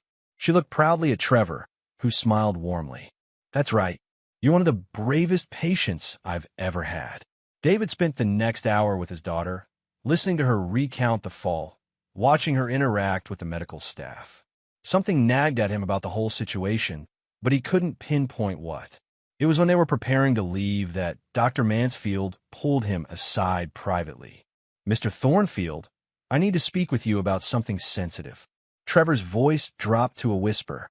"The bruising pattern on Emma's back. While it could be from a fall, there are some aspects that concern me." David's blood chilled. "What are you saying?" "I'm saying that as a mandatory reporter, I have obligations. But I also understand that sometimes children get hurt in ways that appear suspicious, but are actually innocent. I wanted to discuss this with you first, as her father." The implications hit David like a physical blow. "You think someone hurt her deliberately? I think we need to be very careful about who has access to her until we understand exactly what happened." David looked across the room at Jennifer, who was helping Emma put on her shoes. His wife caught his gaze and smiled, the same loving smile she'd given him thousands of times. But now, with Trevor's words echoing in his mind, David began to see cracks in the facade. "What are you recommending?" "I'd like to have another doctor examine her, get a second opinion on the injury pattern. And perhaps Emma should stay with you for a while until we have more clarity. David nodded slowly. I appreciate your concern, doctor. We'll take every precaution. As they left the hospital, Emma, between them holding both their hands, David's mind was already working. The protective father in him wanted to believe this was just a tragic accident. But the professional investigator in him recognized the setup, saw the threads of a larger pattern beginning to emerge.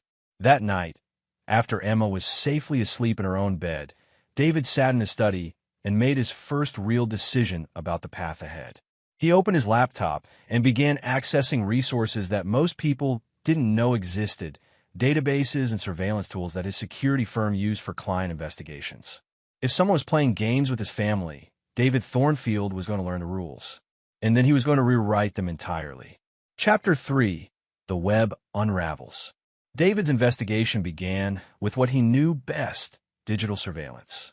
His company maintained contracts with several telecommunications firms, which gave him access to metadata that revealed calling patterns and location data.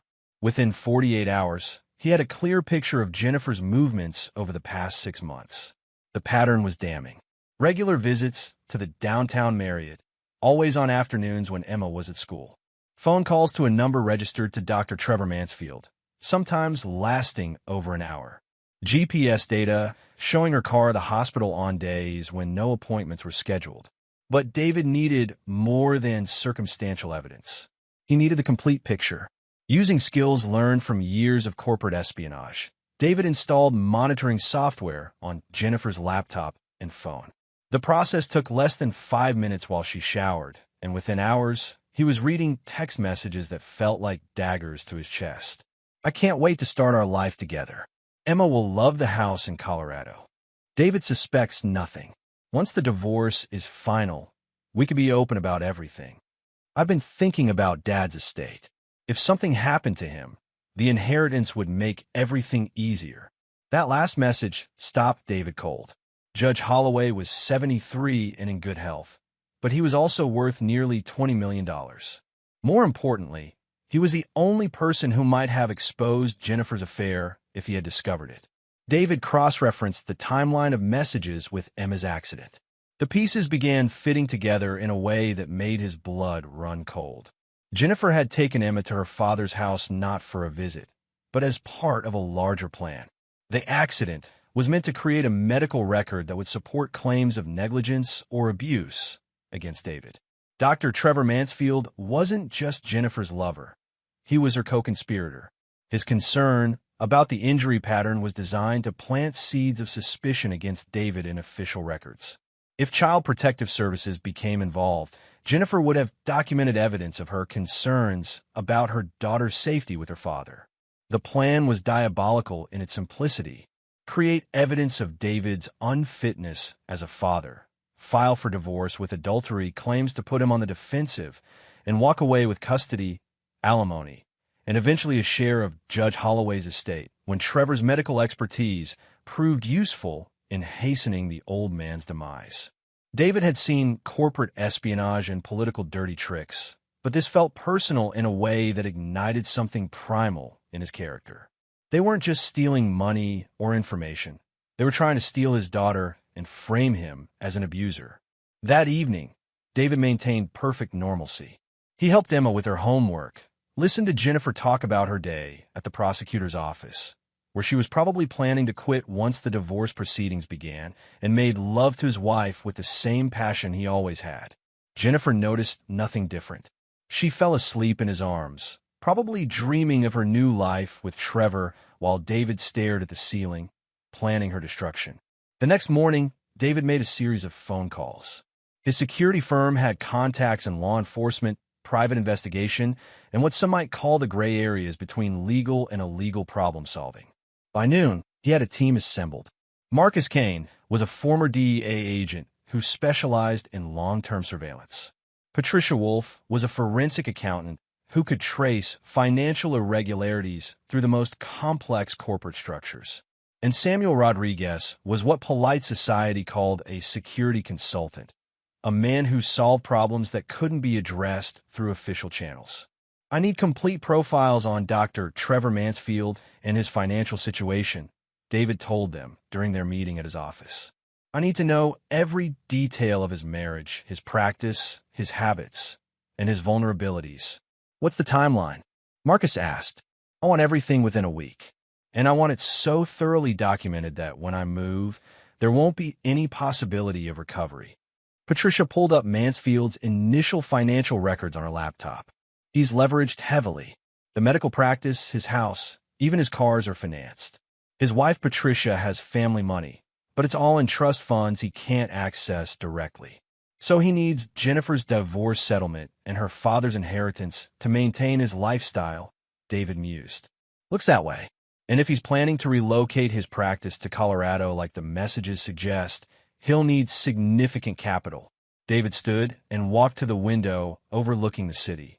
Somewhere out there, his wife and her lover thought they were playing chess with a man who didn't even know the game had started. They were about to learn that David Thornfield didn't just play chess. He rewrote the rules until winning was the only possible outcome. Gentleman, lady, he said, turning back to his team. Let's begin. Chapter 4. The Hunter Becomes the Hunted. David's plan required patience, precision, and the kind of orchestrated manipulation that he had perfected in the corporate world. But this time, the stakes were personal and failure wasn't an option. The first phase involved establishing Trevor Mansfield's true character. David knew that men who would use a child as a pawn in their schemes usually had other moral compromises in their past. Marcus Kane's surveillance revealed that Trevor had a pattern: expensive tastes, gambling debts carefully hidden from his wife Patricia, and a history of manipulating wealthy female patients into personal relationships. He's done this before, Marcus reported during their second meeting. 3 times in the past decade. Always married women, always wealthy, always ended when he extracted maximum financial benefit. Patricia Wolf had been equally thorough. His medical practice is drowning in debt. He's borrowed against equipment, delayed payments to staff, and his malpractice insurance is 6 months behind. If Patricia's family money wasn't covering his house payments, he'd be bankrupt. But the most interesting discovery came from Samuel Rodriguez, whose methods David preferred not to examine too closely. Mansfield has been prescribing unnecessary medications to elderly patients and selling the excess on the black market. Small amounts, nothing that would trigger official scrutiny, but enough to generate significant cash. David absorbed this information with the cold satisfaction of a predator circling wounded prey. Trevor Mansfield wasn't just an adulterer. He was a criminal who had been using his medical practice to fund his lifestyle while planning to destroy David's family. What about his relationship with my wife? They meet twice a week at the downtown Marriott, room 1247. They've been planning the divorce timeline for months. According to their conversations, Jennifer is supposed to file papers next week, immediately after they create another incident involving Emma. The blood drained from David's face. Another incident? They're planning to claim you've been violent with both Jennifer and Emma. Mansfield has been coaching her on how to create believable injuries that would support her claims. David's hands clenched into fists. The idea of anyone using his daughter as a prop in their scheme triggered a rage that he struggled to contain. But rage was a tool, and David had learned long ago how to channel his emotions into effective action. I need you to document everything. Every meeting, every conversation, every plan they make. I want evidence that will not only destroy them legally, but make them understand the consequences of threatening my family. The second phase of David's plan required him to become an actor in his own home. He continued his normal routine, maintained his loving relationship with Emma, and showed no signs of suspicion toward Jennifer. But now every conversation was calculated, every gesture designed to gather more information about their timeline. Emma's teacher wants to schedule a parent conference next week. Jennifer mentioned over dinner. Maybe you can handle it? I've been so busy with the Morrison case. David recognized the lie immediately. The Morrison case had been closed 2 weeks ago, and Jennifer's distraction had nothing to do with work. She was probably planning to be with Trevor during the scheduled conference. Of course. Which day works best? Thursday afternoon would be perfect. Thursday afternoon was when their incident was supposed to occur, according to Marcus's surveillance. David smiled warmly at his wife, the same loving expression he'd worn throughout their marriage. "I'll make sure my schedule is clear." That night, David lay awake listening to Jennifer breathe beside him, planning her destruction with the same methodical precision he brought to corporate takeovers. She had made one crucial error in her planning. She had underestimated the man she was betraying. David Thornfield wasn't just successful because he was smart or ruthless. He was successful because he understood that in any conflict, the person who controls the information controls the outcome. And Jennifer had just handed him complete control over the battlefield. The next morning, David made another series of calls. This time, he reached out to contacts in family court, child protective services, and the state medical board. Not to file complaints, but to understand exactly how their systems worked and how they could be manipulated. By the end of the week, David had a complete picture of his opponent's plan and a counter-strategy that would not only defeat them, but ensure they faced consequences that would last the rest of their lives. Jennifer thought she was married to a successful businessman who trusted her completely. She was about to discover that she had been living with a man who could orchestrate the systematic destruction of anyone who threatened his family. The war was about to begin, and David intended to win it so decisively that no one would ever dare threaten what he valued again. Chapter 5. The Trap is Set. Thursday morning arrived with the crisp clarity of autumn, and David woke with the focused energy of a man about to execute a plan months in the making. Every detail had been orchestrated, every contingency planned, every escape route closed. Jennifer kissed him goodbye with the same affection she'd shown throughout their marriage, never suspecting that her husband knew exactly where she was going and what she intended to do. "I'll probably be late tonight," she said, adjusting her prosecutor's badge on her jacket lapel. "The Morrison appeal is more complex than we anticipated." David smiled and pulled her close, inhaling the scent of the perfume Trevor had given her for her birthday. "Take your time. Emma and I will have a father-daughter evening." As soon as Jennifer's car disappeared down the driveway, David activated the final phase of his plan. Marcus Kane was already positioned outside the Marriott Hotel with long-range recording equipment. Patricia Wolfe had been working with contacts in the state medical board to prepare fraud charges against Trevor. And Samuel Rodriguez was handling the aspects of David's revenge that required a more direct approach. The first call David made was to Emma's school, confirming that she would be staying late for after-school care. His daughter would be completely safe and accounted for during everything that followed. The second call was to his attorney, Richard Blackwell, a man who specialized in high-stakes divorce cases and had a reputation for protecting his clients' interests by any means necessary. "Richard, it's time. I need you to file the papers we discussed." "Are you certain about the timing, David? Once we move, there's no going back."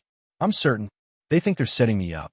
Instead, they're walking into a trap that will destroy them both."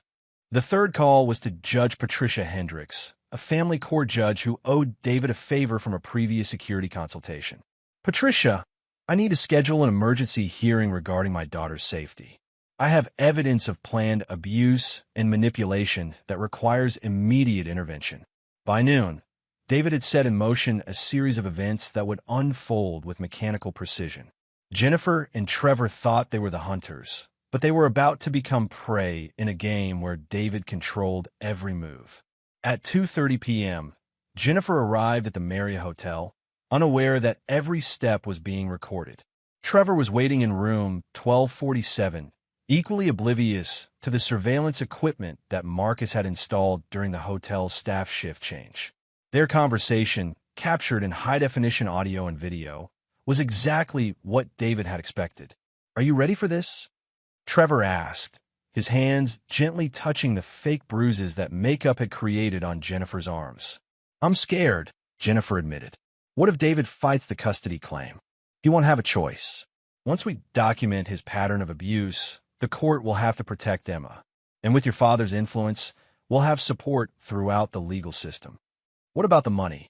"David's business accounts are protected by corporate structures." Trevor smiled confidently. "That's why we need the life insurance. Once the divorce creates financial pressure, and he becomes desperate, accidents happen, especially to men who take risks in their line of work.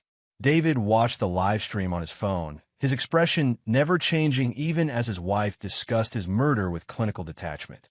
He had known Jennifer was capable of betrayal, but the casual way she planned his death revealed a level of evil that surprised even him. At 3:15 p.m., David called 911 to report a domestic violence incident at his home address. When police arrived, they found Jennifer's car in the driveway. David had driven it back from the hotel parking lot, and signs of struggle in the living room that David had carefully staged. "My wife called me at work, screaming that someone had broken in," David told the responding officers.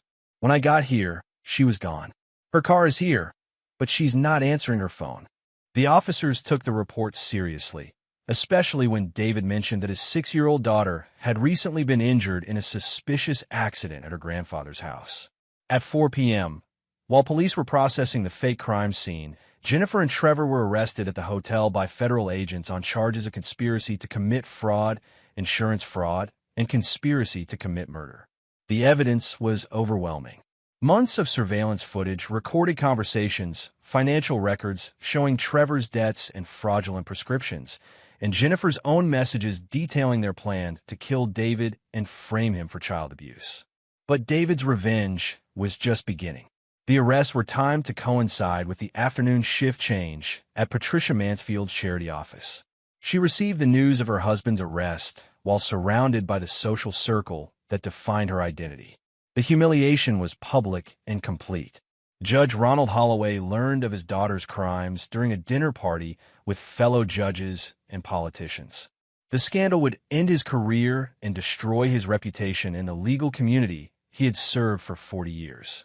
By 6 p.m., every news outlet in the city was covering the story of the prosecutor and doctor who had planned to murder the prosecutor's husband and frame him for child abuse. David's security firm was mentioned only briefly as the successful businessman who had been targeted by the conspiracy. David picked up Emma from school as planned, acting the role of the shocked and grieved husband who had just learned of his wife's betrayal. "Where's Mommy?" Emma asked as they drove home. "Mommy made some very bad choices, Princess, but you and I are going to be fine. Better than fine."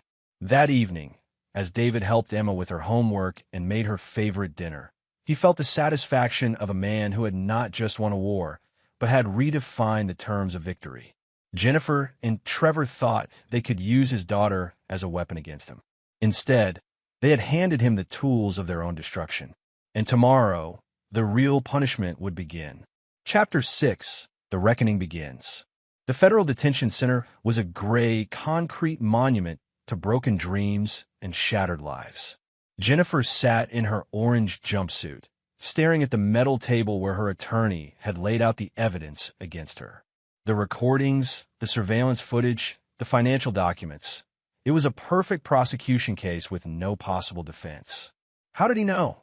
she whispered, her voice hollow with disbelief. Her attorney, a public defender named Sarah Chun, shook her head. "Your husband is a professional investigator, Jennifer. He has resources and connections that most people can't imagine. The question isn't how he found out. It's why you thought you could deceive someone who specializes in uncovering deception." In a separate conference room, Trevor Mansfield was having his own reckoning. His attorney was explaining that the federal charges carried minimum sentences of 25 years, and that the evidence included recorded conversations where Trevor discussed murdering David Thornfield. "There has to be a way out of this," Trevor insisted. "David set us up. He manipulated us into those conversations." "Dr. Mansfield, your own words are on tape discussing insurance fraud, prescription drug sales, and murder conspiracy. David Thornfield didn't force you to say those things. He simply recorded you saying them." Meanwhile, David was at home with Emma, maintaining the routine that kept his daughter's world stable while her mother's world collapsed. He read her bedtime stories, helped her brush her teeth, and tucked her in with the same loving care he had always shown. "Daddy, will Mommy come home soon?" Emma asked as he turned off her light. "I don't know, Princess, but I promise you, no matter what happens, you'll always be safe with me." After Emma fell asleep, David sat in his study reviewing the financial documents that Patricia Wolfe had prepared. Trevor's medical practice was being investigated by the state medical board. His prescription fraud had triggered a DEA investigation, and his malpractice insurance had been canceled due to non-payment. Patricia Mansfield had filed for divorce within hours of her husband's arrest, claiming alienation of affection and seeking damages from Jennifer personally. Her family's attorneys were some of the most expensive in the state, and they had already frozen all of Trevor's assets. Judge Ronald Holloway had submitted his resignation from the bench rather than face an ethics investigation. His political allies had abandoned him overnight, and his 40-year career in public service was ending in disgrace. But David's revenge was far more comprehensive than simple legal consequences. Using his connections in the private security industry, David had ensured that Trevor's name appeared on every medical malpractice database in the country. Even if he eventually served his sentence and was released from prison, he would never practice medicine again. Jennifer's legal career was similarly destroyed. Her law license was suspended pending the outcome of her criminal trial, and every case she had prosecuted was being reviewed for potential misconduct. Defendants she had convicted were filing appeals, claiming that a prosecutor who planned murder and child abuse couldn't be trusted to seek justice fairly. David had also used his corporate intelligence network to ensure that their story reached professional circles across the country. Trevor's name was circulated among medical associations as a cautionary tale about ethics violations. Jennifer's case was discussed in law schools as an example of how personal corruption could destroy an entire career. The financial destruction was equally complete. Jennifer's assets were frozen pending restitution claims from David for emotional distress and threats against Emma. Trevor's medical practice was being liquidated to pay creditors, and his personal assets were being seized by federal authorities. Within a week, both Jennifer and Trevor had lost everything they had ever worked for. Their reputations, their careers, their financial security, and their freedom were all gone. But David's most brutal stroke was the social isolation he had orchestrated. Jennifer's father refused to take her calls from prison. Her former colleagues in the prosecutor's office avoided any association with her name. Her friends from law school and social circles gradually stopped responding to her letters. Trevor faced similar exile. Patricia had made it clear that any friend or colleague who maintained contact with her ex-husband would be cut off from her family's considerable social and financial influence. David had weaponized their own ambition against them. The same social and professional networks they had hoped to exploit for their scheme now rejected them completely. 3 weeks after their arrest, Jennifer received a letter from David's attorney. It was noticed that David was filing for divorce on grounds of adultery and conspiracy, seeking full custody of Emma with no visitation rights for Jennifer. The letter also informed her that David was suing her personally for damages related to the conspiracy against him and the emotional trauma caused to their daughter. The amount of the civil suit was carefully calculated, exactly enough to ensure that even if Jennifer served her minimum sentence and was eventually released, she would spend the rest of her life working to pay off the debt to the man she had tried to destroy. That night, David sat in his study with a glass of whiskey, reviewing the complete file of his revenge. Every detail had been executed perfectly. Every loose end was tied off. Every consequence was designed to last for the rest of his enemies' lives. Tomorrow, he would begin the final phase of his plan, the part that would ensure Emma grew up understanding that actions have consequences and that loyalty was the most important value in the Thornfield family. Chapter 7. The Final Moves. 6 months after Jennifer and Trevor's arrest, their federal trial began with the kind of media attention that David had carefully orchestrated.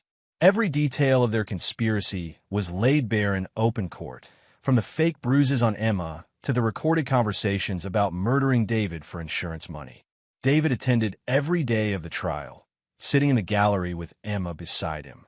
His daughter, now 7, was old enough to understand that her mother had made terrible choices, though David shielded her from the most disturbing details. "Why did Mommy want to hurt you, Daddy?" Emma asked one evening after a particularly difficult day of testimony. David chose his words carefully. "Sometimes people get lost, Princess.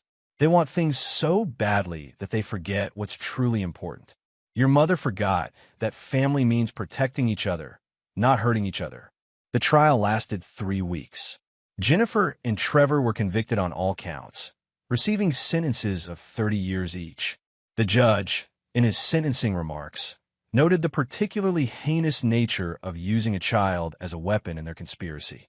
The defendants didn't just plan to commit murder, Judge Harrison stated.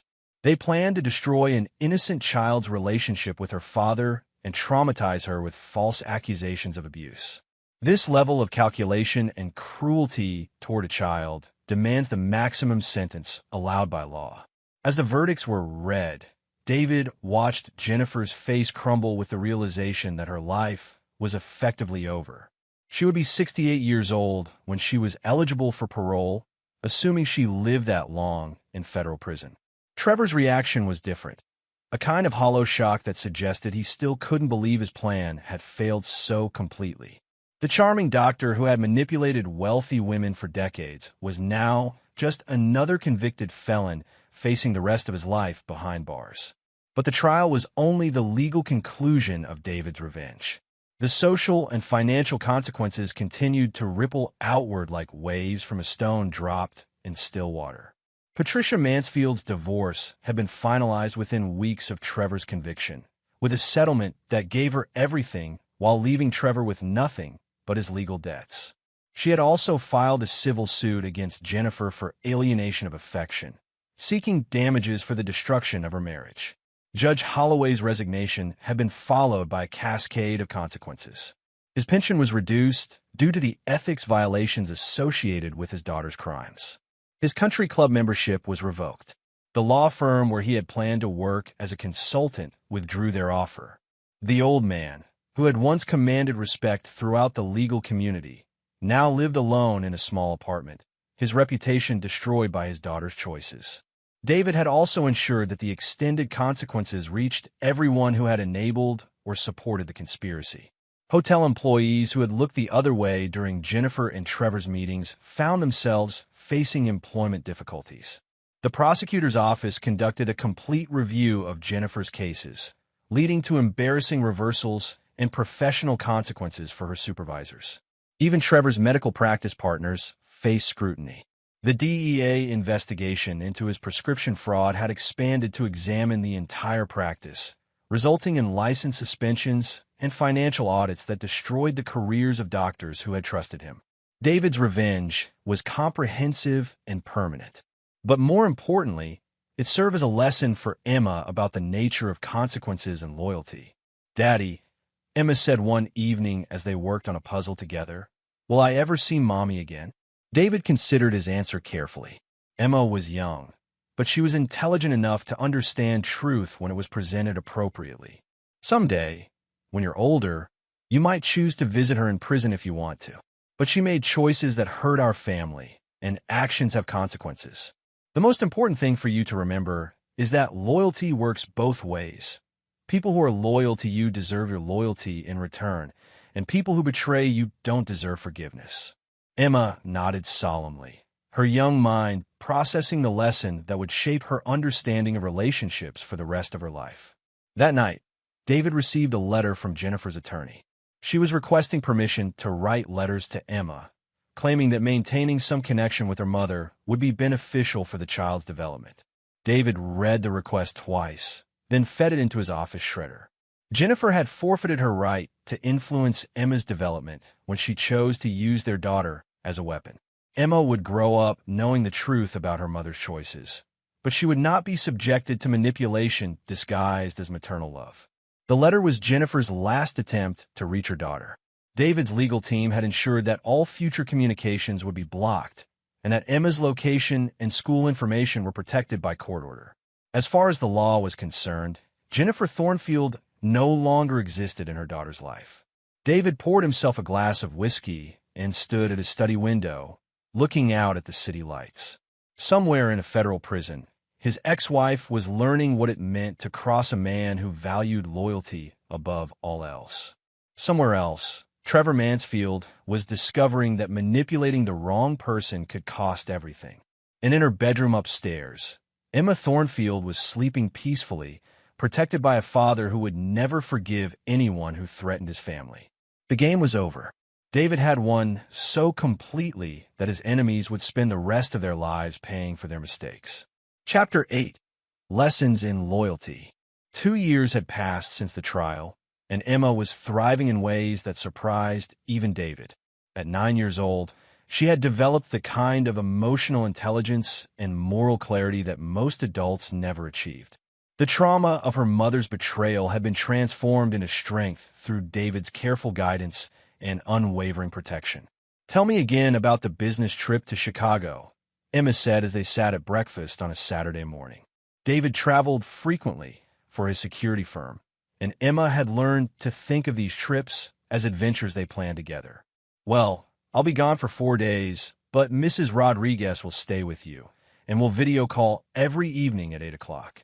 David had hired Maria Rodriguez, Samuel's sister, as Emma's nanny and companion. She was a former teacher with a warm personality and unshakable loyalty to David's family. "Will you bring me something from Chicago?" "Of course. What would you like?" Emma considered this seriously. "A book about strong women who protect their families." David smiled, recognizing his own values reflected in his daughter's request. Emma was learning that strength and loyalty were the most important qualities a person could possess. The Chicago trip was actually a business expansion that would serve a dual purpose. David was opening a branch office that specialized in protecting children from parental kidnapping and abuse. The irony wasn't lost on him. His own experience with Jennifer's attempted manipulation had given him unique insights into how to protect other families from similar threats. But Chicago also represented the final phase of David's long-term strategy. Trevor Mansfield's brother, Dr. Richard Mansfield, practiced medicine there and had been quietly trying to rehabilitate his family's reputation by claiming that Trevor had been manipulated by Jennifer. David had learned of this effort through his network of contacts and had decided that the Mansfield family needed a more complete understanding of consequences. Dr. Richard Mansfield ran a successful pediatric practice and had no criminal record, but he had also been providing financial support to Trevor's legal defense fund and had written letters to the parole board requesting early release consideration. David's approach to Richard was subtle but effective. Using his connections in the medical insurance industry, David arranged for Richard's practice to face a series of audits and reviews that would gradually make his business unsustainable. Nothing illegal, nothing that could be traced back to David directly. Just the kind of regulatory pressure and bureaucratic obstacles that could destroy a medical practice over time. Richard Mansfield would spend years fighting to save his career, never quite understanding why every aspect of his professional life had become so difficult. By the time he realized the connection to his brother's crimes, his practice would be bankrupt and his reputation would be destroyed. The message was clear. Loyalty to David's enemies would not be tolerated, even from family members who hadn't been directly involved in the original conspiracy. During his Chicago trip, David also met with federal prosecutors who were handling similar cases in other jurisdictions. His experience with Jennifer and Trevor had made him a valuable consultant for cases involving domestic conspiracy and child manipulation. "Your case has become a model for how to investigate and prosecute these types of schemes," Assistant U.S. Attorney Linda Walsh told him over dinner. "The evidence compilation and surveillance techniques your team used are being taught in law enforcement seminars across the country." David nodded, pleased that his revenge had served a larger purpose. "I hope other families don't have to learn these lessons the hard way. Your approach saved a lot of time and resources in the prosecution. Most importantly, it ensured that the defendants couldn't claim they were victims of entrapment or manipulation. They convicted themselves with their own words and actions." When David returned to Chicago, Emma greeted him at the airport with the excitement of a child who had missed her father but had also grown more confident during his absence. "Mrs. Rodriguez taught me how to cook pasta, and I finished 3 books while you were gone," Emma reported as they drove home. 3 books? That's impressive. What did you learn?" "I learned that the strongest people are the ones who protect others, not the ones who hurt others. And I learned that loyalty is like a promise you make with your actions, not just your words." David glanced at his daughter in the rearview mirror, seeing a maturity that was both remarkable and concerning. Emma was growing up with a very clear understanding of how the world worked, shaped by experiences that most children never faced. That's exactly right, princess. Loyalty is shown through actions, especially when it's difficult or dangerous to be loyal. That evening, as they worked on Emma's homework together, David reflected on how completely his life had changed. 2 years ago, he had been a successful businessman with a beautiful wife and daughter, believing he had everything a man could want. Now he was a single father who had systematically destroyed everyone who had threatened his family, teaching his daughter lessons about loyalty and consequences that would shape her character for life.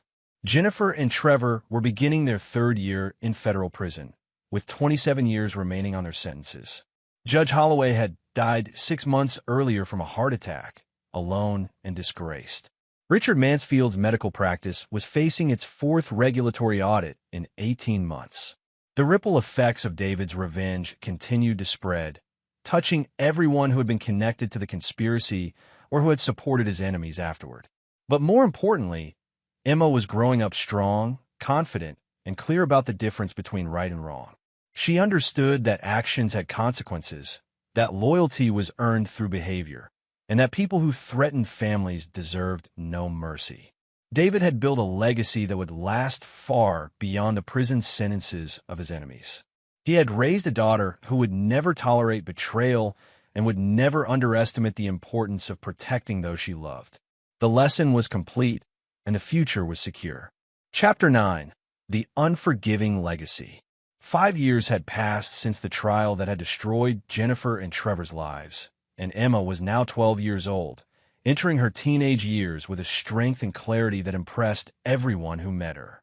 She had grown into a beautiful young woman with her father's steel-gray eyes and a moral compass that was absolutely uncompromising. David's security firm had expanded internationally, specializing in corporate espionage and family protection services. His reputation in the industry was legendary, not just for his technical skills, but for his absolute dedication to his client's security. The Jennifer case, as it was known in professional circles, had become a textbook example of how to handle domestic threats with precision and finality.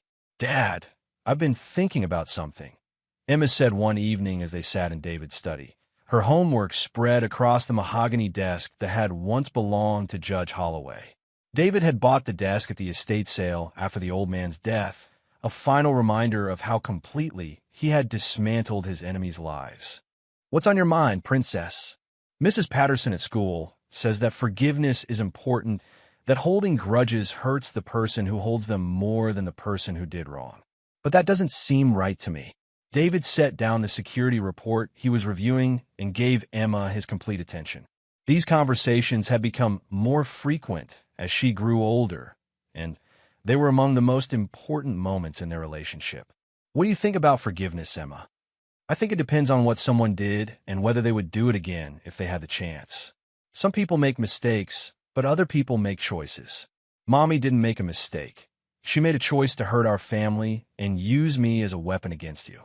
The maturity of Emma's analysis never ceased to amaze David.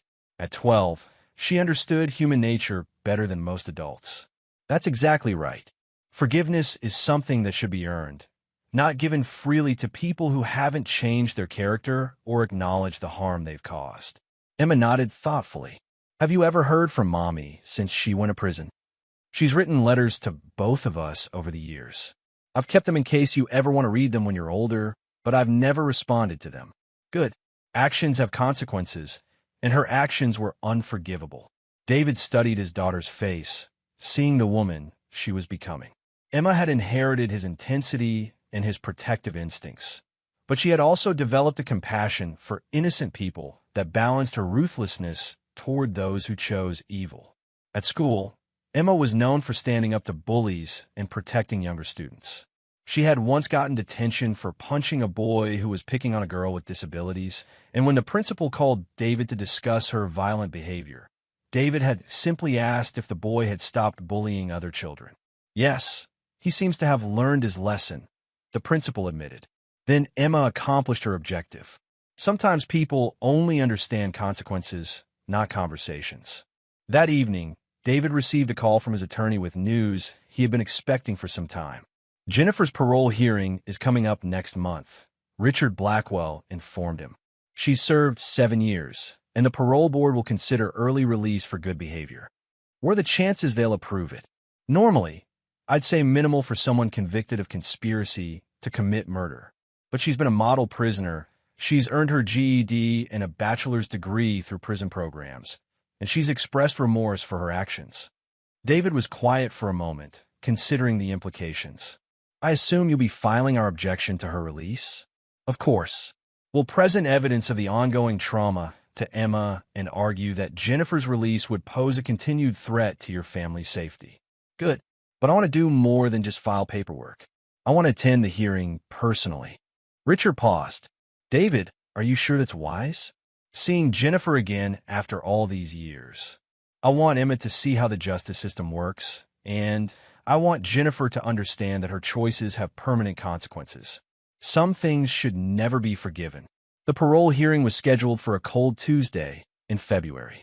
David and Emma drove to the state correctional facility where Jennifer had spent the last 7 years of her life, passing through multiple security checkpoints before entering the hearing room. Jennifer looked older than her 39 years, with gray streaks in her auburn hair and lines around her eyes that spoke of sleepless nights and regret. When she saw Emma, her face crumpled with emotion, but Emma's expression remained coldly neutral. Mr. Thornfield, the parole board chairwoman, addressed David. You've submitted a victim impact statement objecting to Ms. Thornfield's release. Would you like to address the board directly? David stood, his presence commanding the attention of everyone in the room. 7 years ago, Jennifer Thornfield conspired with her lover to murder me and frame me for child abuse. They planned to use our 6-year-old daughter as evidence of my unfitness as a father, creating fake injuries and coaching her to lie about her safety in our home. He paused, letting the weight of those words settle over the room. This wasn't a crime of passion or a moment of poor judgment. It was a calculated conspiracy that took months to plan and would have destroyed multiple lives if it had succeeded. Jennifer chose to betray her family, endanger her child, and attempt murder for financial gain. David looked directly at Jennifer for the first time. She has served 7 years in prison, which is a legal consequence for her crimes. But the personal consequences should last for the rest of her life. Some actions are unforgivable, and some people should never be trusted with freedom again. Emma stood next to her father, her voice clear and steady despite her youth. I'm Emma Thornfield, and I was the child Jennifer planned to use as a weapon. I've grown up understanding that my mother chose money over my safety, chose her lover over her family, and chose evil over good. 7 years in prison doesn't change who she is or what she's capable of doing. The parole board denied Jennifer's release unanimously. She would serve her full 30-year sentence, with no possibility of early release. As they left the prison, Emma slipped her hand into David's. I'm proud of you, Dad, and I'm proud to be your daughter. I'm proud of you too, Princess. You understand something that many adults never learn, that loyalty and justice aren't the same thing as mercy and forgiveness. That evening, David received a call from Samuel Rodriguez with an update on Trevor Mansfield. The former doctor had been killed in a prison fight the previous week, his life ending in violence after years of threats from other inmates who despise child abusers. David felt no satisfaction at the news, only a sense of completion. The last of his enemies was gone, and the lesson was complete.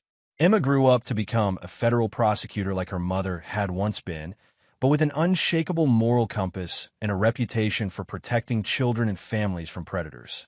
She never married,